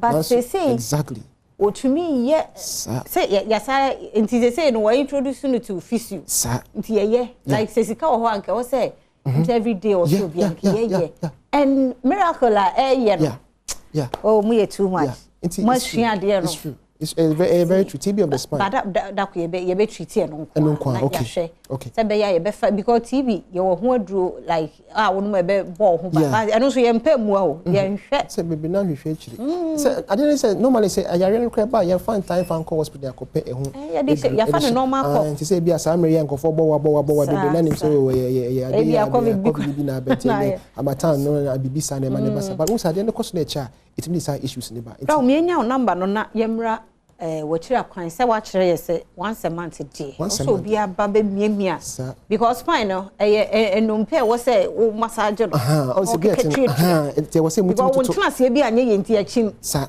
wonante e bi anye yenti achim ompaboa bi a hinti affect nti yemra na mkeka mom tikensi ani maye ye number ne kakra me pacho your number ni 02400 02400 400 81 02400 400 81 yeah and I say but we need 0246 331423 0246 that's the actual number 0246 331423 we say teams will be 0246 331423 okay yeah Order for 2022 yemoya spine ho ban nti do yemfa wo si ha e da se papa but office no wo hefa but your office ne wo tesa no ufri efenisen abeka junction ba you will be efeni Zuzu restaurant udu Zuzu restaurant also we share spine health your spine health wo somebody ne bo kama udu won ma ehwo ne yewo duru abansro no bona yewo ho ya me shira pa se 2022 wa ba me yani ada ho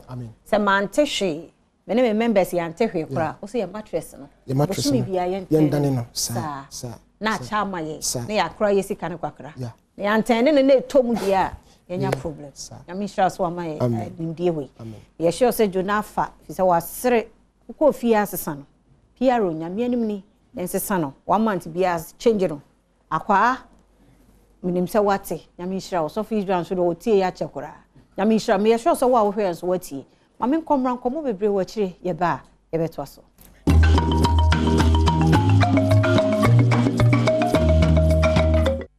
yada se yasamu akwa babie me ya Adom TV efisem na wo hwe na enne no ye ba bedi enkomo se ya hye afia sidie ya pomuden no a na ye de ebrewo nti no baby a ye dri die na se e wo se ye kọ yanim e wa pomuden mu die a ye Grace Gift Herbal Clinic for abaha na me hu manim enwura wo a wa ha die yes and no 2022 dear me say ye ni agro ye mfa bibia ni agro opomudin fro opomudin kosi wona ase e wo se edi ho enkomo ntime wo mpanifo mienu wa ha Dr. Penny wa ha na mahunu ajanso e wa ha timu sa dance ya pa na eje bedi because so benya panimu ti say aba abetena so no wa hunu onimdie ne na ejina so Dr. Penny mo official pa afin committee on kwaso da amen afisa sana Grace Gift Herbal Clinic jina ne na so ni penyina atie sa ni pa je di se nyankopon ni tumi so na nyame ahyeye akyede e wo man mu a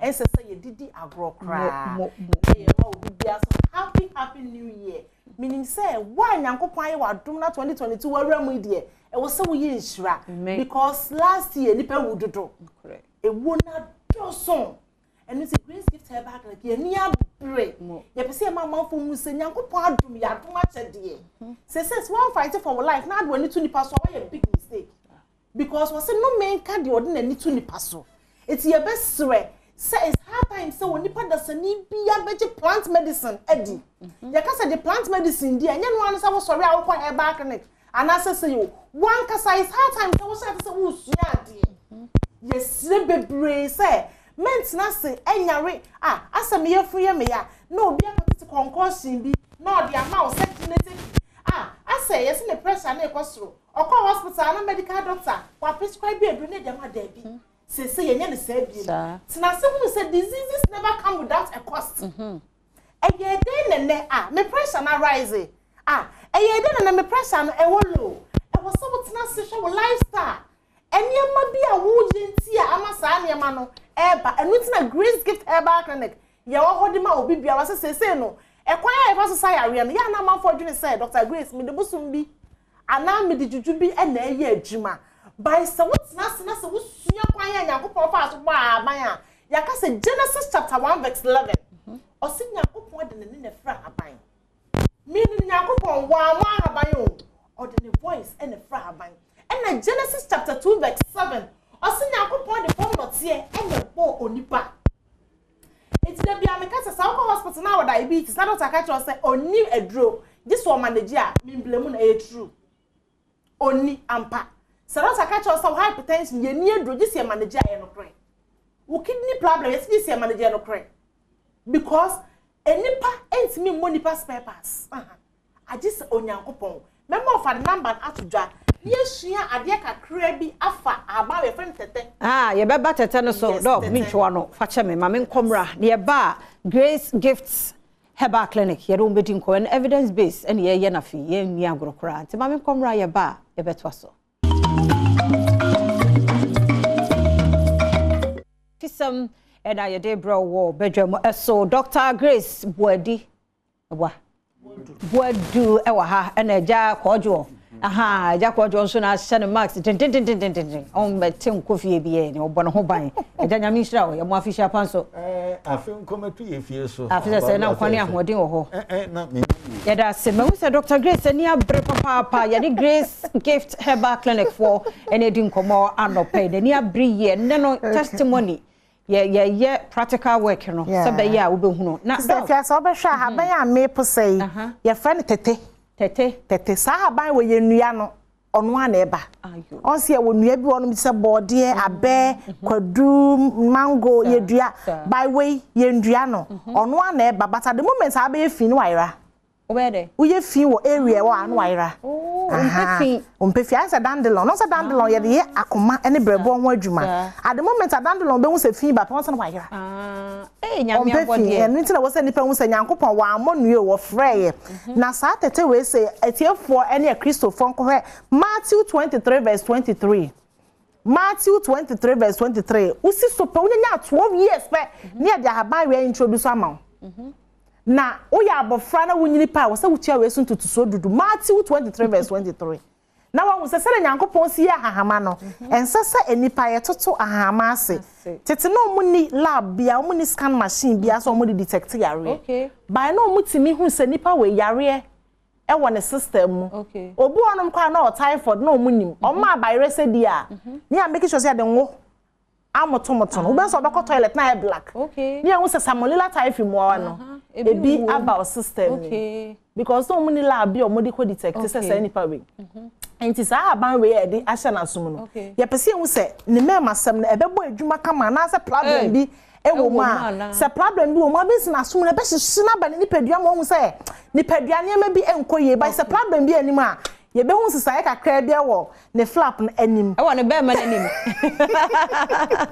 oh okay dia edro we etumi ye no no na se tete no se de wo kan ye ni lab ti we ya ne ye de ye lab ti e bi nya ye de ahye na som for how many minutes enche bia within 5 to 2 minutes we won say asha se eye adwuma de manifest very good na ye flap na anim se hye no a Ashishana is a problem.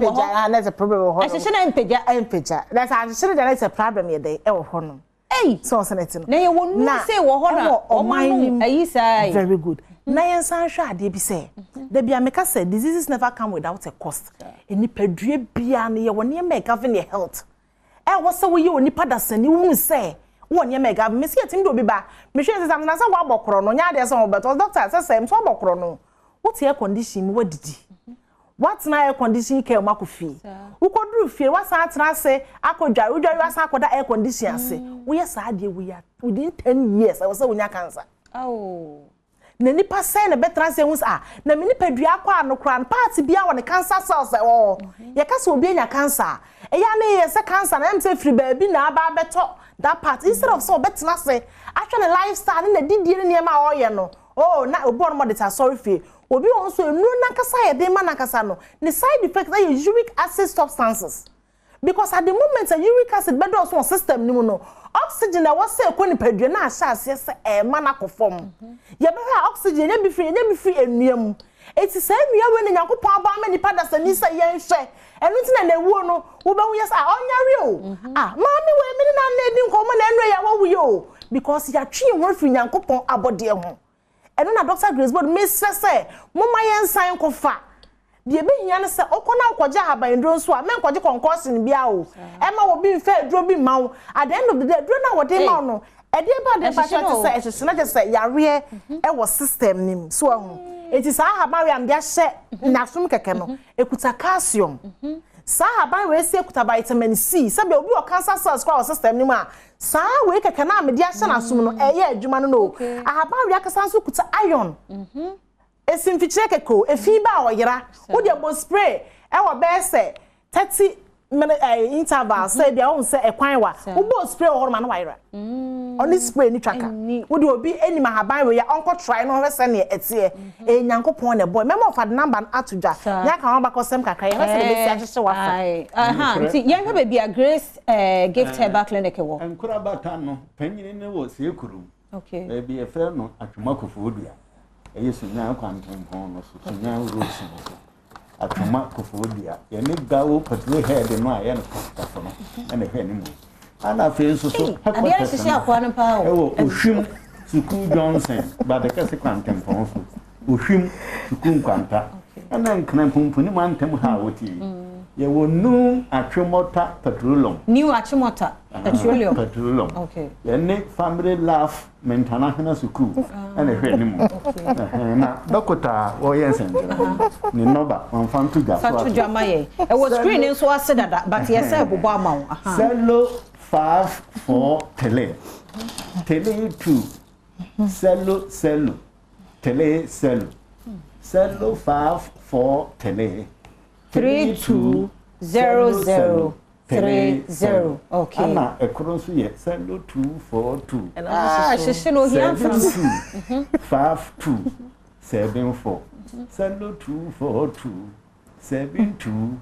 242725274 Enti Grace gift herbal clinic dog we me da so na kase we share we ye brane etwata aje yi but say very good sa ha ban we say that point nya na duane by so be ko delivery no send 9 months mu na wa ben wa sha say already say be obenya normal delivery buy we say na so obi oje no wa chinjie odwun so 7 times ekumu be ma wo yo ba na odwun so the same place 7 times a wo dia wo mu bi da this one do ani a wa ben it's hard time say nipa sha say yesu ya plant enua na ye mu ninti edi nipa bebrenya my way say your time na so fachamenti wo number no ye de ato ho no Grace gift herbal clinic number no so e wo screen as Mr. Yemfa na your evidence base no ogina ho no ena nti ato nso eguso to ntia wo de wo ngin di so ho beto wa brane ne won to ntia na hunu say bribi e wo wiase okay nti won besa ba biem nyame adom yesi afifufuro mu mo cash na ba no ma beso ya sene na education wo mu de ama oba ye adanse no okura tinyeso wo badwam keke na ode obi aye example nyeso ono na de ne bayo ye fa no ha ya ne nipa ne yanso enim no the evidence why ya akọ friend number no ne Dr. Grace Boadu eni enkomo mekwaba ne atwaso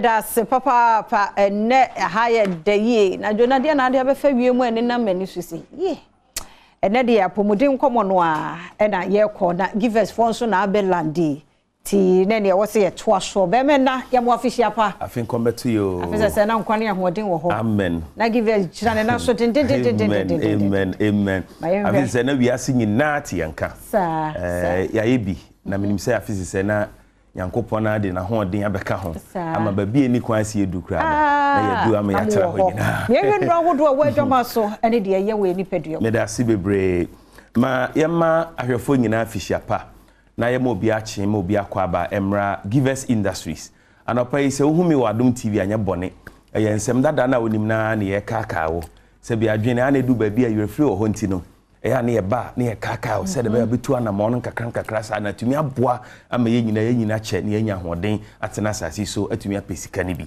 anopa yi endomi ensensi mani medi mienu yi ne be hya ase e pa cho ye bon komo nyina se wonti bibia ase a ye numbers no go screen ase obetumi afre doctors ne no be kasa question bia wo bia wo nkoma ye ba bedi hu bia no betumi afrɛ na wo busa yen na yen so anu ye bia wo bia na ye de amawo enduro mienu we ye kura mi ani de mo ba ko nkonja ba ko we e givers p capsules na we ye givers ko ntu be fa sando mienu we abom sei wadi de wi anopa no obanum we mienu anwumre so wadi de wi no we mienu nti saa ne ko no now anopa me akasa fa enam nsanya de ho ye kwasi bodi fe no STIs and say STDs de tell say obi bebusa say ede ne nam nsanya de me pa cho say de akanka sam krampo de bodi no fa no e wo say ote ase enam nsanya de na che say yade a ye fa no wonam ba na mprempi no ye ka say enam nsanya de a ebi mu fi se bia o be ma ne oba ahia mu ompamu no pe ne ye fa yade no fi da bi sebi wiase ase ama se matimi fa ma nyina wiase ase ama mema timi fa mema nyina saa nam nyina no utumi nya nam saa yade ni firi ho ebi won so a one oba nhia one be ma nhia e but through emoja sebia wako hospital yaso ni moja tie de obi moja e ba be ma through that no obi tumi nya yade ni bi ebiem so sebio oba wo mu no se oba ewo yade ni bi a obetumi awa akoda no so no obi nti your factors be bread nam saa yade ne ba but I can find a friend enam nsa yade enye enam kwa ne nya yade no but eno ene ye common eninti ne friend enam nsa yade de tie nie enam nsa yade timi oba timi ye bema timi obia bi na eyewo na wontu anamo ampa aduro amfansia no kwan antu ase a ebetumi adi wunya akodi nchirima nyina nya ene se wo ye oba na enam nsa yade wo so na wanko pe givers p any givers ko ni bi anom antu yade na si amfini pedua no mu a na oyo oba na yade ni di mu a ma fa afura wan hwe ya sabi obewa akoda no beba wiase no na wasa akoda no na brabo ene ne sen ene sen na mu sa yade dokro na wo akoda se nyame amfa fie pe obewa akoda no sabi na akoda na ni ba akwa sei ene obeshi akoda bi na ni ba akwa ye chew sabi manu susmi na so mehwe mba bi ohwe opa so na ohwe soro pa so na ohwe fom me pacho san kwadan dodo na no eyawofo na sebio na omo nam nsan yade amampa no aduro antu yade na se a omo hwe ne hwe ha saa de fa afro de nyinse de won koda no ene omo na de saa oha no abrɛ koda no ebiem akoda bi oha ye be wono no na ase ni nsuo na nhyada me papa saa ase adwene no nhyada nya yi saa me pese me yusu word bia ba oti de me pa na hye mesrew se nam nsan yade na se bi wo so now find so maybe I don't care. One way I will eat on any TV no. Only bakwa because more power won't no. O mo ho ban only beda. Only oba ne da pe automatically oba ne betumi anya yade ni bi. Oba no sunya yade ni bi na mo mpendroi antu yade na se a. Oba no fafro a obewa akoda no se bi na akoda ni bakwa sei. Na akoda ni brains no nya adwuma yie. Na akoda no se bi no aye nofin aso yare. Mesre ndomi ni we e ma ne mpa ho da. Enam sanya de ba so na ma bebre ne ma hunu obehu sese bi wo ho na ensuo bi firi wase ba ebeduru anwumbe na bedu fie na be woro ho no afi obehu se boxer shorts no no obehwe mu no na se bi ensuo bi dot bi ayeye mbebre mesrew ade anchie me pese mekasa bebre wonim de me pa kire ebiem obi wo ho na so odwonso a tambia wo yesa wo badwonso a na nsufita bi edi kan pie ni nyina ye nam sanya de symptoms ni bia ebiem obi dwonso so a agye so de ne na pempem fom na okikam na de ekuro aba ne bemam de bia me ka cho se ekuro ba bemam a yemfa nsuohye ne mia ye de ndo mienu we ne ko saa yade no ye fa ni givers p capsules and afi givers ko e man mema nyina duro onya bi na no ma beboa wo atumi aboa wo ye pa ma ba bia be hye me bia no o de me bo be ma me ebiem oba bi o ho a oni atenka o se minimi kunu de aisa nianom enso so omu se be ma yini oba afoforo nyine ba bi kure kasa na wakoma eti nka oni abe ma de oni obi nyina ba bi anka ha de sen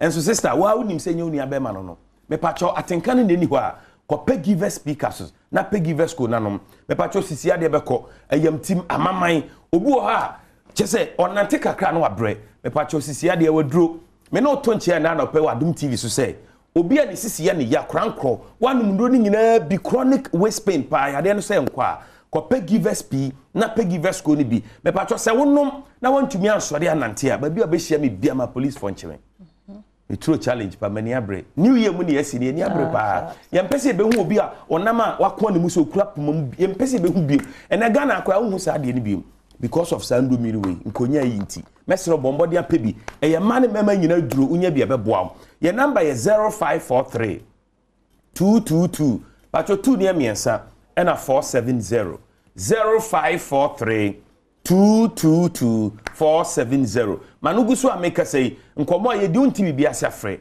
na ye nkyere wase ansa na ebewie kura no me pacho wei eya chidiare malaria duro ye fe ni give us eba mesha enini say ya netie ye ndro ni nyina package ni ye so no ko ahwa beka sa brofu duro enso bibiduro ye Ghana ha ya give us industries ye nsa na adwumani now aduro wei obi a yade a ye fe na chidiare malaria ahye ne so ache wanum no saa yare na ese kwa na ba ese kwa na ba me pacho wei ni editu ase say netie ukwadwa so na ye ka so wei na sa ne mo ba ku bi o hate say wei a ti asese ntafo krampo no mo hyebre nyepe nti enini ye fe ni give us eba mesha wonom na ho antowa patoa no ko na kwaju sika de bia ya sema ye kan no me say amanfo edi adanse pa wo give us eba mesha ho no ese wani malaria typhoid jaundice fever honam yaw untumi didi obi o sori ya na okoto mojaduro no anom amintimi didi ntimi to mojaduro se bi wan hwe ya beku ho ye no mojaduro sao e wo se doctor na be kire se ko no mojaduro ansa na wano mojaduro emfa wo pemu nka se mintumi didi ntimi ko to mojaduro ye nya ne sa untumi didi aduro ni give us eba mesha ni ba bia ye to ado bia wo Ghana ha bia benya bia to na wabomode ado ho ato so no obusua nyina momfa mo ho ntundro so na emoamo minim se minu aba obibi busa bia because adwuma no waye ni nyina resie se wo adwuma na wo mu dada nti no wa wo mpakasa nya fe ne bisa wonim de wo ye so ati ase nti no telephone numbers no so e ba ko pe na desk screen no ase me do fofre na de ha wo waka but say ebia obi pe ne dudu enso ati obetimi afre number the same number na wa pe ne dudu atu wa on TV bia say the same number na egu screen ase na 0543 222 470 0543 222 470 friend number give us capsules ni ko no eno e tablet ohun eno de to pay de friend to pay ya nti wudi di wi abanu we mi no no anu we mi no e man mema ni how many times twice a day nti anopa ni anyume normally nka e thrice ba wo say adwuma semti e na wi ano ye ni adaje e da anopa de ofifi a after breakfast no obetumi anom anyumre so aba beda no we wo ye bema na why mra so when your line no patch up bi ebebo me ba sister bi obeka gumo so say osere me amembre bi na ni kunu wo kire na pa ti mi srew edroni ni mema droni patch up ye ko yi mesre 1 second pe ma me fast da ma me fashion designer ye friend Emma creation ya mi shira na pa wa ma say African word ye oh no ujina me ka mo sheno pa anti Emma creation ya mi shira pa we da say mo so abe add na anti no ye beji hu sika nko every edredi die no mo anti aha na nko mo cheche no enenso ye di be sie me shira number no fa edro no waka de bia tumi ye de wo problem wo mfa ne nom na mu papa fi ye mfa yare enhya se mfa nko wi enu ni gengidi ye praise no enti midi wo si ha midi de afia amankwa tamaklo me ko oman hene kwabna sante etwaso. Well, yeah, common so one say make us say brasso say this ankomo very very important. Last year na shashe say boba ana ene ya boba bana de na yet na ya tisem no. Yes na be asema ana anamo aban etu e ka benchmark konkomo na ye bedin na no dana aban aso na so kwanso nkubi so ene sa aseso na aban na waso adwadifo no prekope no watwe afiri honom na atwe a watwe afiri hono ode nkyiremu so eka ho de nti ese watwe afiri honom amongst nkyiremu binini se ese ne Ghana ha ye we ankura dwuma wono ye ede boa Ghana sem no etimi ejina brane enoka ye nkyiremu ahodo a aban de kanwa e man basa adwadifo no so dodo na enso de wono komo atodwa in fact se na etie ni before anasa ye be isa enso ase freeway na adwadifo ku no wono komo woni aban de se da bi aban hwe yi se wan hwe ni yi a e ko bi de 6 beda no 9 obi de fufu beda no kwaye ana ni nyina echi na aban etu anama ono no gidiem no ojiri se eye papa beda panyipa di achiro but menkan krata we mfa nko chikakra na obati yan common asese ye we Ghana Union of Traders Association Guta press statement government should hold on with the implementation of the reversal of the benchmark value policy. And making count. So the Ghana Union of Traders Association is calling on the government to hold on with the implementation of the reversal of the benchmark value policy based on the following. The NT almost says buying or so kakran san or to sana mono didikain. That the devastating effects of the COVID-19 pandemic are still prevalent and even in its fourth wave, which is worsening the situation. 2, that world commodity prices are still high and going up, with freight charges being extremely high. 3, that the conditions that resulted to the introduction of the benchmark value policy are still prevalent and even worse. 4, that the prices of essential commodities such as food, pharmaceuticals, and others will be extremely unbearable for the consuming public, which will also affect turnover and volume of trade in the country, thereby collapsing businesses. 5, that in the fight against the pandemic, prices of food items, pharmaceutical products, etc., need to be affordable to the consuming public. 6, that our local manufacturers cannot meet demand of most of the listed items. Therefore, we are not self-sufficient as a country to surcharge the consuming public. 7, that the lack of competitiveness of our local industries is based on other factors rather than the benchmark value policy, of which they, industries, are also beneficiaries. And how are they beneficiaries? 8, that the exchange rate is also going up at this time. The dollar to the cedi.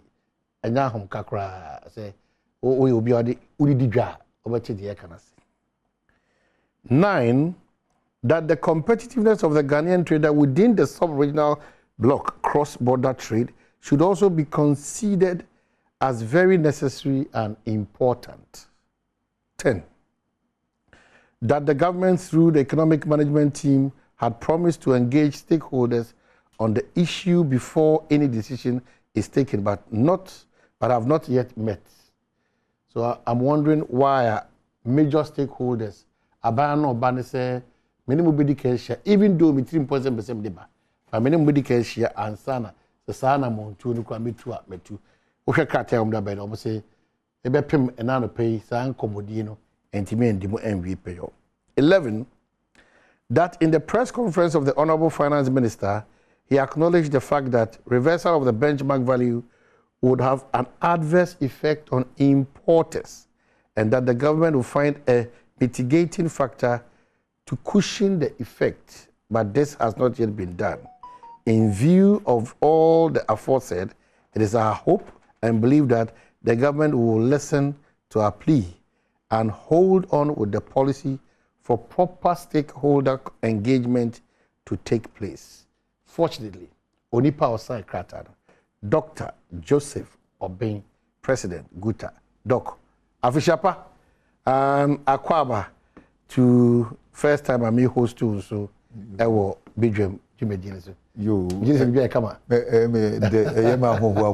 Because o platform kesi yes ninya akwenya ema so da na nan enkene kra de nan kamini emre kra so Dominic can say eyo yes and now host no na ema me dia ho keke. Oh, thank you mukrata matro ba ide enya hom kan dedi kama me musa sa na montuo no aba ahase almost started on the 4th January yeah nti bronya no bronya ni mu ni edi bronya ni wi anom de krata ba nti amanfo ana yeni new year amanfo di new year na amanfo ahopopo ato yeso nti 4th no na omo started di ejuma no mo di ejuma no enso on say enra ya wo de abas wo mama akwanya be 2 days say amanfo ewo problems nti omo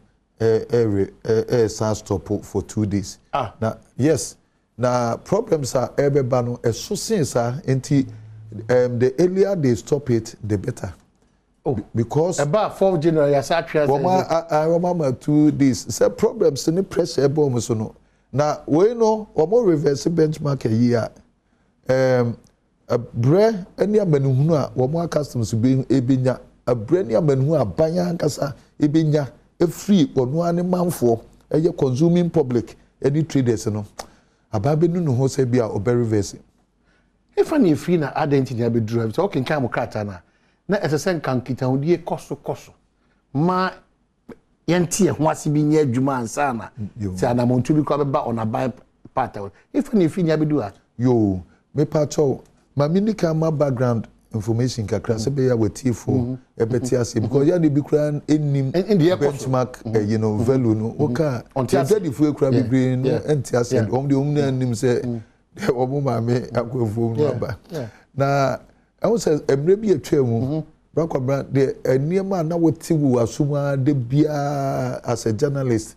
say duty board and abrutire so no mo kam ye de car kra ba car na ye to ne e abrutire wontimi ye dwetire hye asama ne ye car no etsedwedini bia wo problem no beba fidie so a ensama no bia ka no serial callers na duty board dodo eniti godu pempenso bia na afa aye unbearable eniti ye dijatoa ekoma council of state ti ye do call council of state a wo mo ye cheche mo ti omnom say ene se na moti ho dia ene na mo bre enu nti na council of state ankasa edi yenim ekumu omampani ene na pamfo se jatoa adwadifo dia ba no se na tienti ye free commissioner ye free ministers of state ene ye na ye tena se ne ye nkuntabu no eto ho tinkuntabu a ye ne se ne ma ye kra no ebi ye 20% and be a year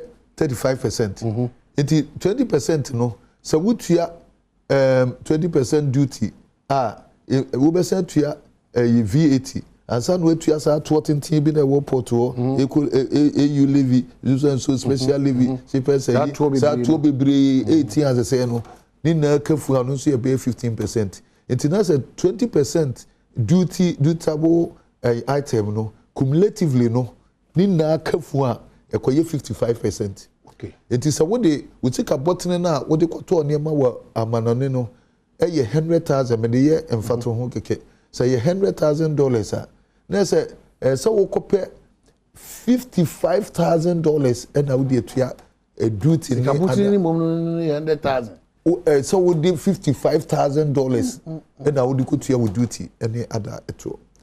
Ena womu de ne 35% ono no example ne bi netin tomatoes no ne sa nnuane a yedie no ene onkeka ho no ono no so no ebeka fu asa akodu 65% eniti on invoice value of 100,000 no esa okoyo $65,000 ena de akotua would do it ya kan ya no na say it's not so because am penny kwa na wa bisa commissioner say that is how it is.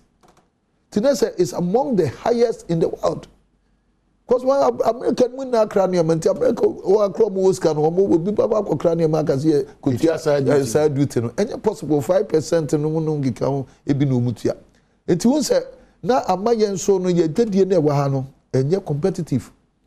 Until ye man for no say debia near me man mom so mukotogo akototo niema. And yema na omukotogo ni Nigeria koto no enye manufactured goods o because enye na koto no say Togo nya manufacturing hub Togo ye trading hub say ye kwa ye wo bigger importers say Togo and so essence say cost of doing business no e wo ho nti ye nua ma no omuja ye die ho ekofa ba beton enya mfaso editi so wo kaya it was a do tell me na casa and in them chrome ya fa Togo noma na say wu sa no enti you know policy na abind by you know e be boa ye enti abind ehun say eni esa na ma we enti na ma corruptible practices wo port ho e ma smuggling e induce smuggling no nkeka ho enti yempe ye kwan bi na yemfa mo adwadifo yi enti the abaye ye ne say duty ye cause anti duty no so and wo say duty ne de wo mo e wo challenge kakra e wo common external tariff no a e wo ECOWAS nhyehyɛ ni mu no into omote so enye yi enti ene womo apɛ nyansa kwan bi ene womo yes okay we sika botene na wo de kofa eniema no a chesi am use as example $100,000 no your bet discount to 50%. Is a bank share now the bank no say ene yen ene ye catcher ban eso onya ban nyansam mu bakodi nkomo awie na ban hu se ano osidodo no ene o se ne say yanti duty rate no but duty rate no kura sa time awoka common external tariff no na you could divorce for no negotiation enya reduction up to that method no and use value valuation method say any values now what they ban no you bet discount to 50%. In this case $100,000 na America no next a beba $50,000 into $50,000 na fee no me kwa ko tua 55% of the 50,000 of the 50,000 the 100,000 it's about of the 50,000 okay into na say emu ahe eno na abua yen abua dwadie aso yen fe abedru esamri ne ye no na manufacturers no eka ho ko manufacturers na we omo dey so manufacturers omo Ghana e no be benefit from that share by the yes me who say wo ka wa asem no there's a thin line between the manufacturing na ye wa ha no with the importation. They are proper manufacturers. We want import about 90% of their input of manufacturing. And some Baba Shamu benefit. Well, it's no behave the same. There's a 10 line. And it's not the piano, ya na kwese, we more competition here, you know, because proper manufacturing, no, ebema wo advantage. Ama wono woni ama bo kwa yefo ama enye attractive se wo bi bekwa brutire akwakofa ne manaba eniti wo mo ye no a wo mo di petition koma aban because adi ba ye no aboa ban aboa consuming public because yenhia benchmark value ya enka 2020 covid ba ye nka aboa bi tie we because free charges akosro from $3,000 to $15,000 because of the pandemic. A container now, 40 feet, 3,000. Yeah. And as I say, so we crowd I could pay $15,000. And world commodity prices, everything have gone up. It first and then Ukraine 4 containers. 4 containers in Kabetua, freight bear $12,000 me boy for 4 containers. They say so pay $60,000. It's better what me find the same 4 containers. So no for bear ye. It's not yeah saying na na jet trade na ese. And so yet me a containing prices would do ma sa effect na quote that steep no and the same effect on the consuming public. Doctor, way simple. I say when you na mu wajiatum, de mu kan wajiatum. Name edu bra Ghana.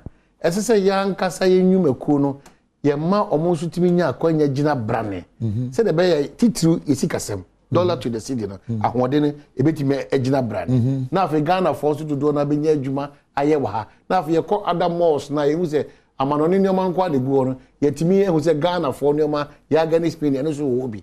Na sa trim papa we no ana momo pem so say aban enwene mo Davi aban ati wo mo a ebeka complain say benchmark value ena ma wo madwuma ntumpo no wo mantimi anka wo masem de nti a wo madwuma no enyeye aban so a agi atum no na say aban ya ma aban ye confused because enya sa ena ye de support local industry ye wo krom ye eniema ni bebre ho no ma manufacturers ni bi eye na eye so attractive say wo mo price no efo wo mo quality eye very good enti obia mo no muso import bia mo no muso nko abuti enkofa mawo a ye to sade no e wa ha enti eno na say eye susudua e ma aban na obusa woman ntimi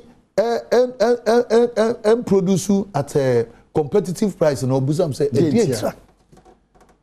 because with him say o man bia no you say we are in a global village nti o man bia no it depend on other people's the strength of other countries nti klobia won the strength of maybe manufacturing of specific items no can we yet then won't mean in the pakrono and compete on those things. And it is a Ghana so your strength your waha.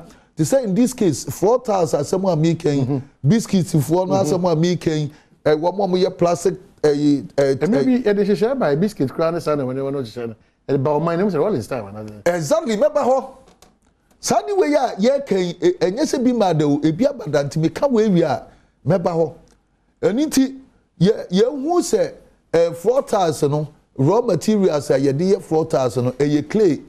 Ye ma menum nom de ayowa ekuro bie no masa raw material bi ni ho na yetimi aya Burkina fo beto Mali fo beto Africa ha no then we turn that industry now abeye the hub of production for Ghana and no we identify with strength now all the resources what per state of the art machinery any bibia they are so omonfe what partner private sector ni binti wo say 2 factories na wa no then ke bia you be 30 then ka ya complete hub the whole Africa wo petasa then ka ha na eba wo pe biscuita ana pharmaceuticals na bi so ya de pa na wo ba and no your friend no say industrialization because of geographical position of a nation will not make certain production competitive.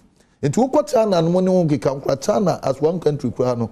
Uko for China, a beer only noted for floaters. Obeko other province, maybe a noted for car batteries.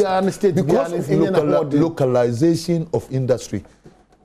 And inti yay factors are a military against effective manufacturing. Ewa hano. It been a cost of borrowing, cost of utility.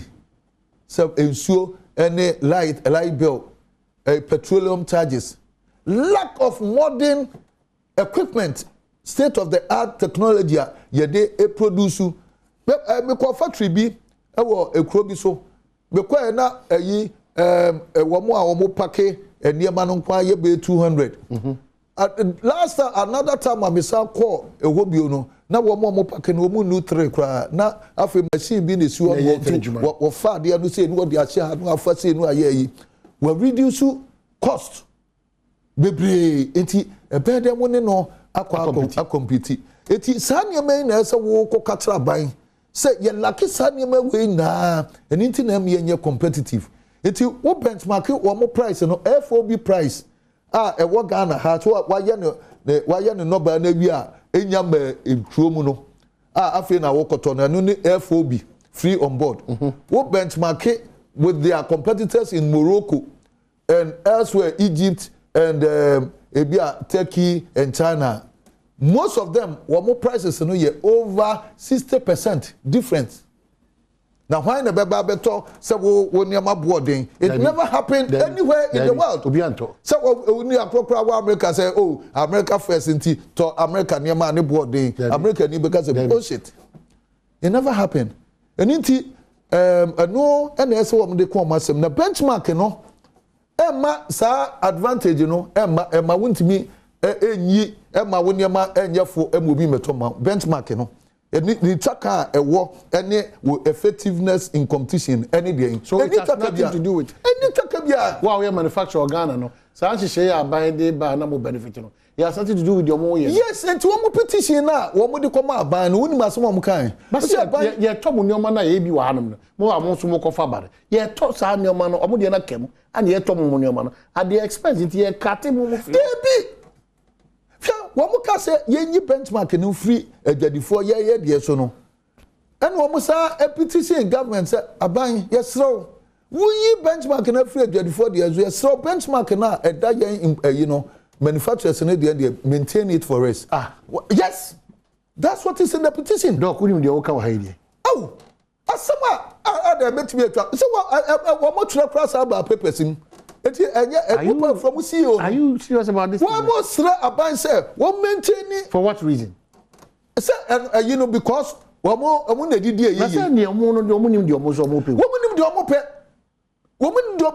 benchmark in any tracker bia wo in any case So who advised government say benchmark no e won so local manufacturers? I don't know yam ngwan no I mean to me member ho me so na me manufacturers dey no you wo leverage of over 45% over rest. Emra ye trade duty no wo trade duty o. Wo duty no for raw materials no their cost require you be a 5%. And your friend saying VAT na ye tua aban fa. Em sa ma ye hobio wo mutua VAT a aban sa de mom.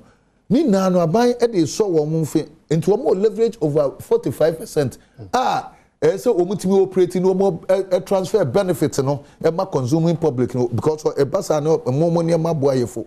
Ni na no mutimi take his advantage. Ye important no ye kra ne ma ye tie etuo bi na ye dia ma exporters ne mo manufacturers. Eti dia ban ye na no money so na mo ka se benchmark kakra se aban si ye ho han kakra no ye se nyimfru ansa na watimi aye competitive a obi no abeti sa asem ya so ne yampre enso me masa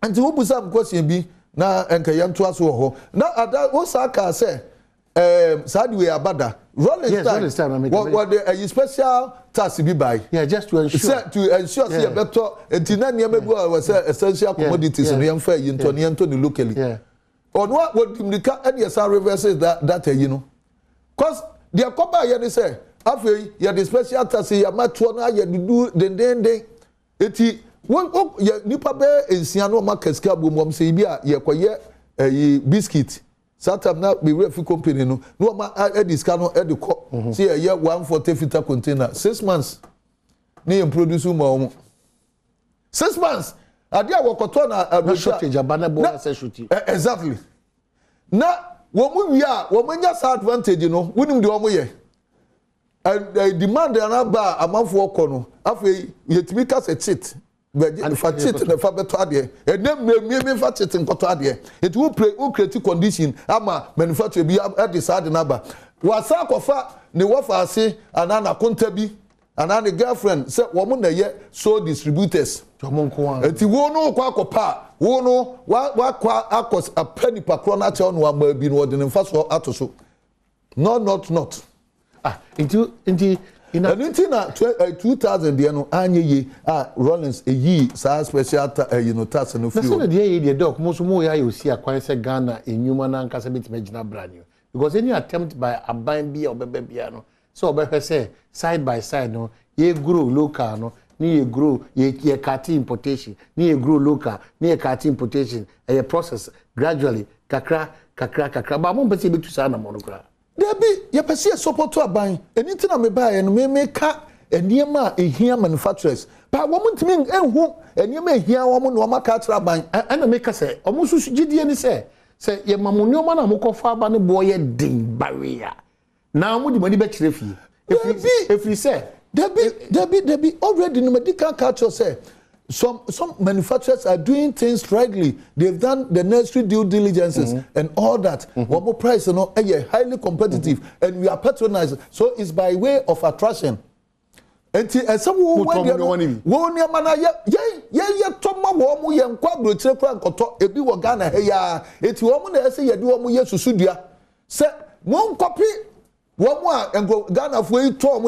because that's the way forward. Because it doesn't make sense. Some you to call thousands of miles.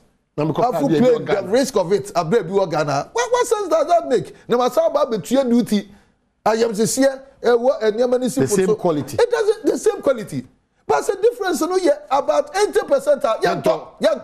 Say young Ghana, said young talk. So you can't search out the people. No, then you are telling about local manufacturers. Exactly. And there are some no.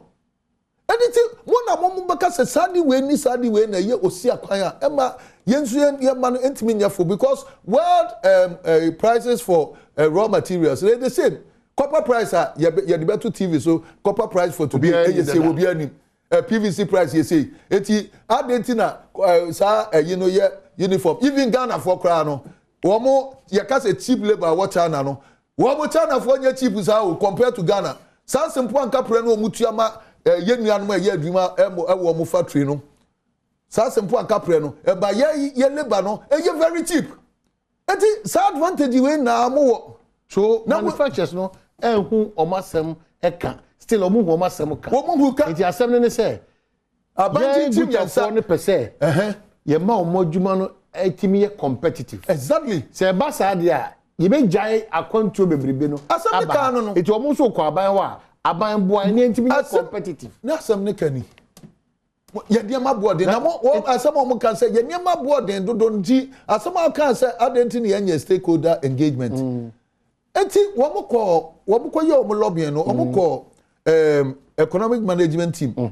And omo ye PowerPoint to omo start omo cast answer no na aban free ni nyansem no say enkofo yensem omo kan yemfra dwadufo nso no omo nso meka omo de. Okay. Enti be bia na me nam amenya akọ dimrika ekọ me frɛ me executive baako ekayo. To omo kan and omo twa sebe on truth no na omo wie na me si atire me kan ye die na nti omo wie ye no professor bi or professor Moako wa ya say and some a good of way make a lot of sense. Enti adenti na mumyenye broader stakeholder engagement on this. Enti womo ye say okay and before see a bit me see gina bia no see a broader consultation. Ho na ku gina. Enti anu na ti no presidential dialogue working peace no so okay presidential business dialogue. Yeah. Sa question ya esan by and we will for Safumafo say this thing will come now. We cannot search out the people of Ghana because somebody want to be competitive in manufacturing. And inti same way no so no say broader stakeholder engagement because first meeting no so no. And when they watch ye mo emaye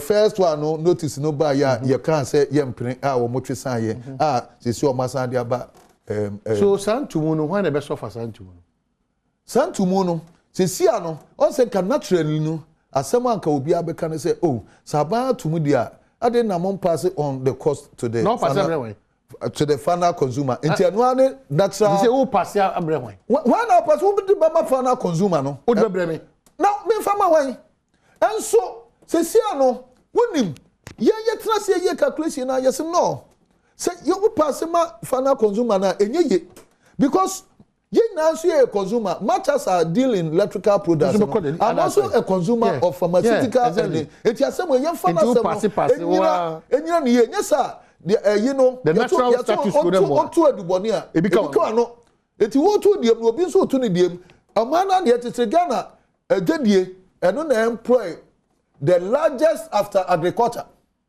the third is transportation obi a wo beba be gina say manufacturing the largest robwa wo mo fa figures no meto wo mo hwe employment and transportation drivers no ho nkeka ho wo mo hwe no mo hwe adwadifo all over Mankasim Tachiman Kumasi adum ne ho nkeka ho eno bi ni no etiyengu sa I employ the bulk of the people because somebody the elite manufacturers want to lobby government to do that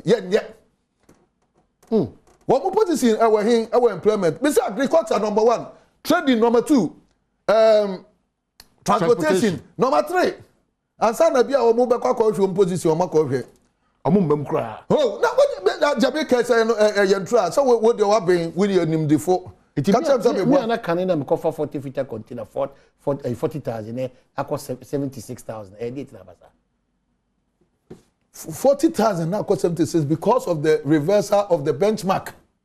Eti reverse maybe for 40 feet container reversal 40,000 no e net aban boy yes so ya fe no enti no otua 40,000 se sia na ade no ba ye na yes ya cost 76 no because or reversal akotete problem na dey ewom no eti me nam no metum o wo betum 100% almost and 50%.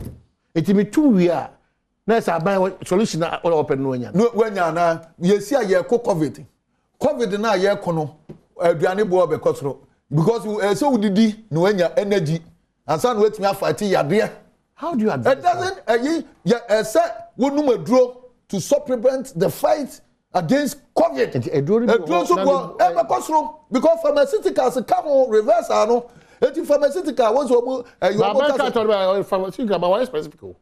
Well, just specific. Editi no cry no answer deception a wom. Deception na muka say deception. No, breaking it down. Yeah, deception. Because we say the items we say items 43 or so. It is a pharmaceutical dey wom no. Wunim enuro dudu a ewo pharmaceutical. Enuro dudu about 5,000.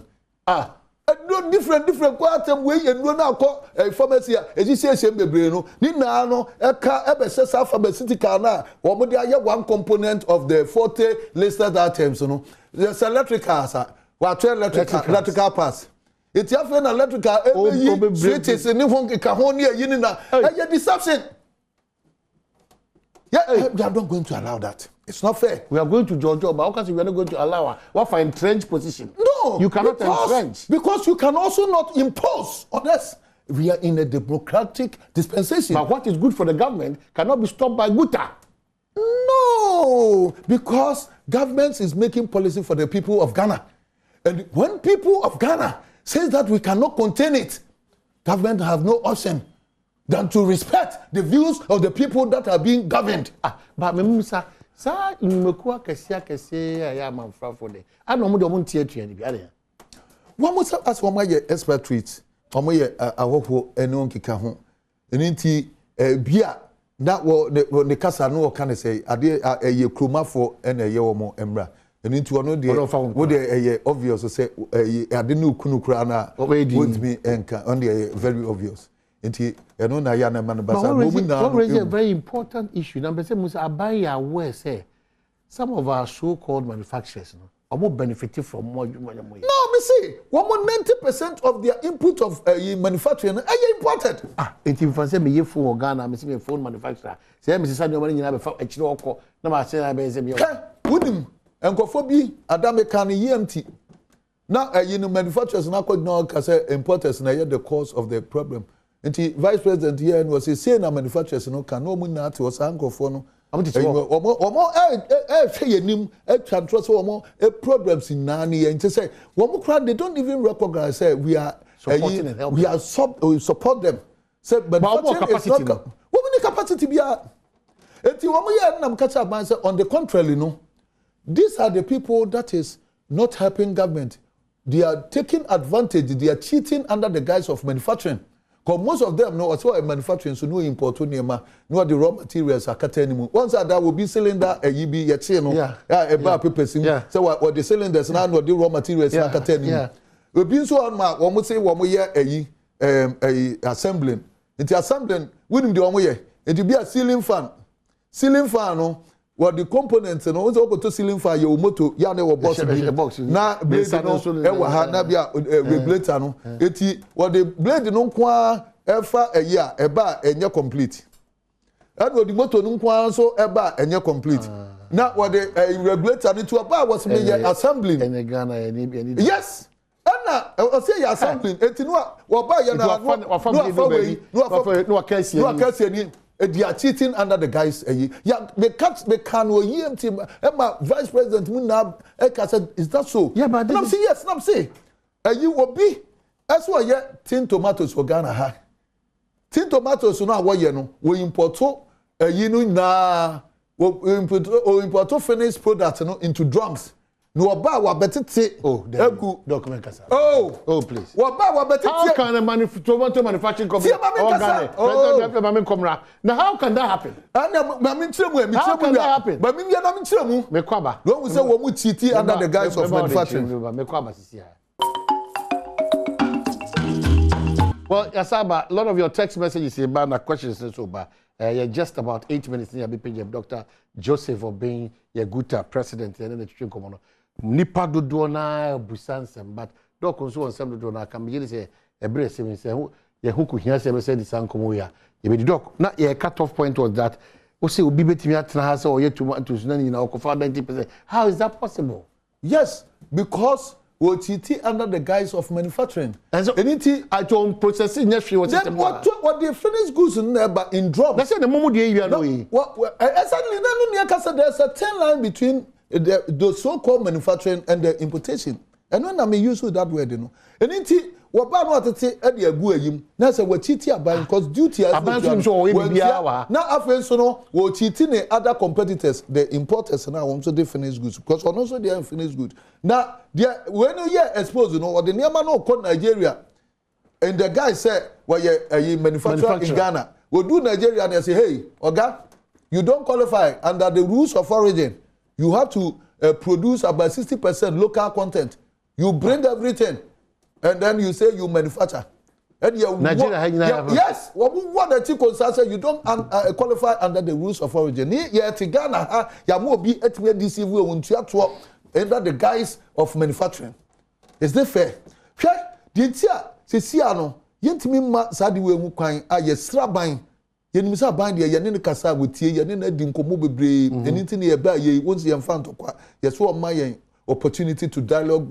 with Aban to suspend it near Yankasa, Yanya no Babai, Minimsa Aban BT Asopem, really and truly. Now, so wanya, the entire Yentimin Prince of Madi wing concern, even in the under the present dispensation, Yanyama Bebre, no Yabon Ocean, because Yentimin Tia, it will be Quacotina, Ubekwa Cope, Bosiana, Ubenya Biaobano. Yes, what time netrum, and you won't propose who a pot to what young ready to what time they do 1 minute cry was Montam Mammy, Montam Mammy. Well, a industry, a catao. Ah, the doctor didn't say Kaka. Mr. Commissioner, never said the same Yano cry. And 2 years, you have many see one idea tea, idea sent out 50,000 Ghana cities, you know. Now, your time will be 5,000. We contain the money da akabai enya abotre kakra bi ma be 2 days bi beto so ba obosin akobo e ubetua yanko 50,000 pa ne atua ma enkrofo no vultures highness and all that ayakatal they are feeding on our sweat and our frustration. Are you kidding me? Anything?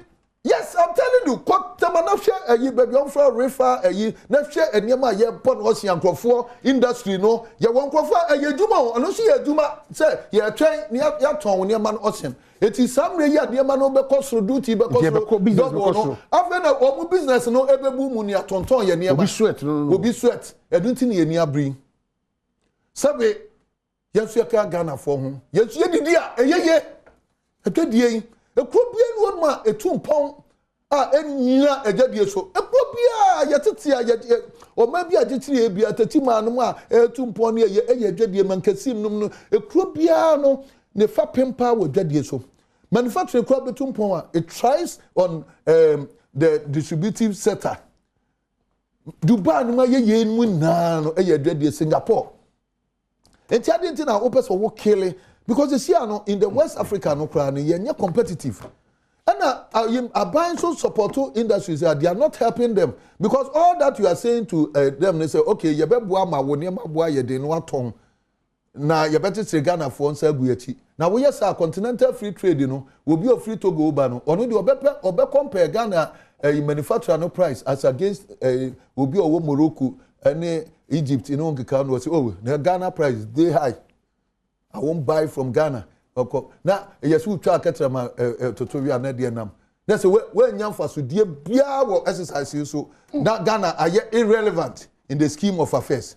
See of the continental free trade. Okay, so in common I'm celebrating see na me saka say yet me pass course no emma final consumer for this reason. But that has been the status quo. Yes, because the purchasing power that has been the status quo. How long can we do that? Because what is happening now? If government is not ready to buy, it contributes to the collapse of your business because the purchasing power of the final consumer. Well, just the first one, Tony Matana. Well, two because by virtue of the price hike, reducing the purchasing power.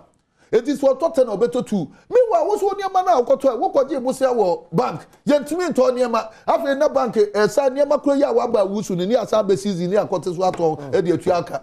And as so was supply be.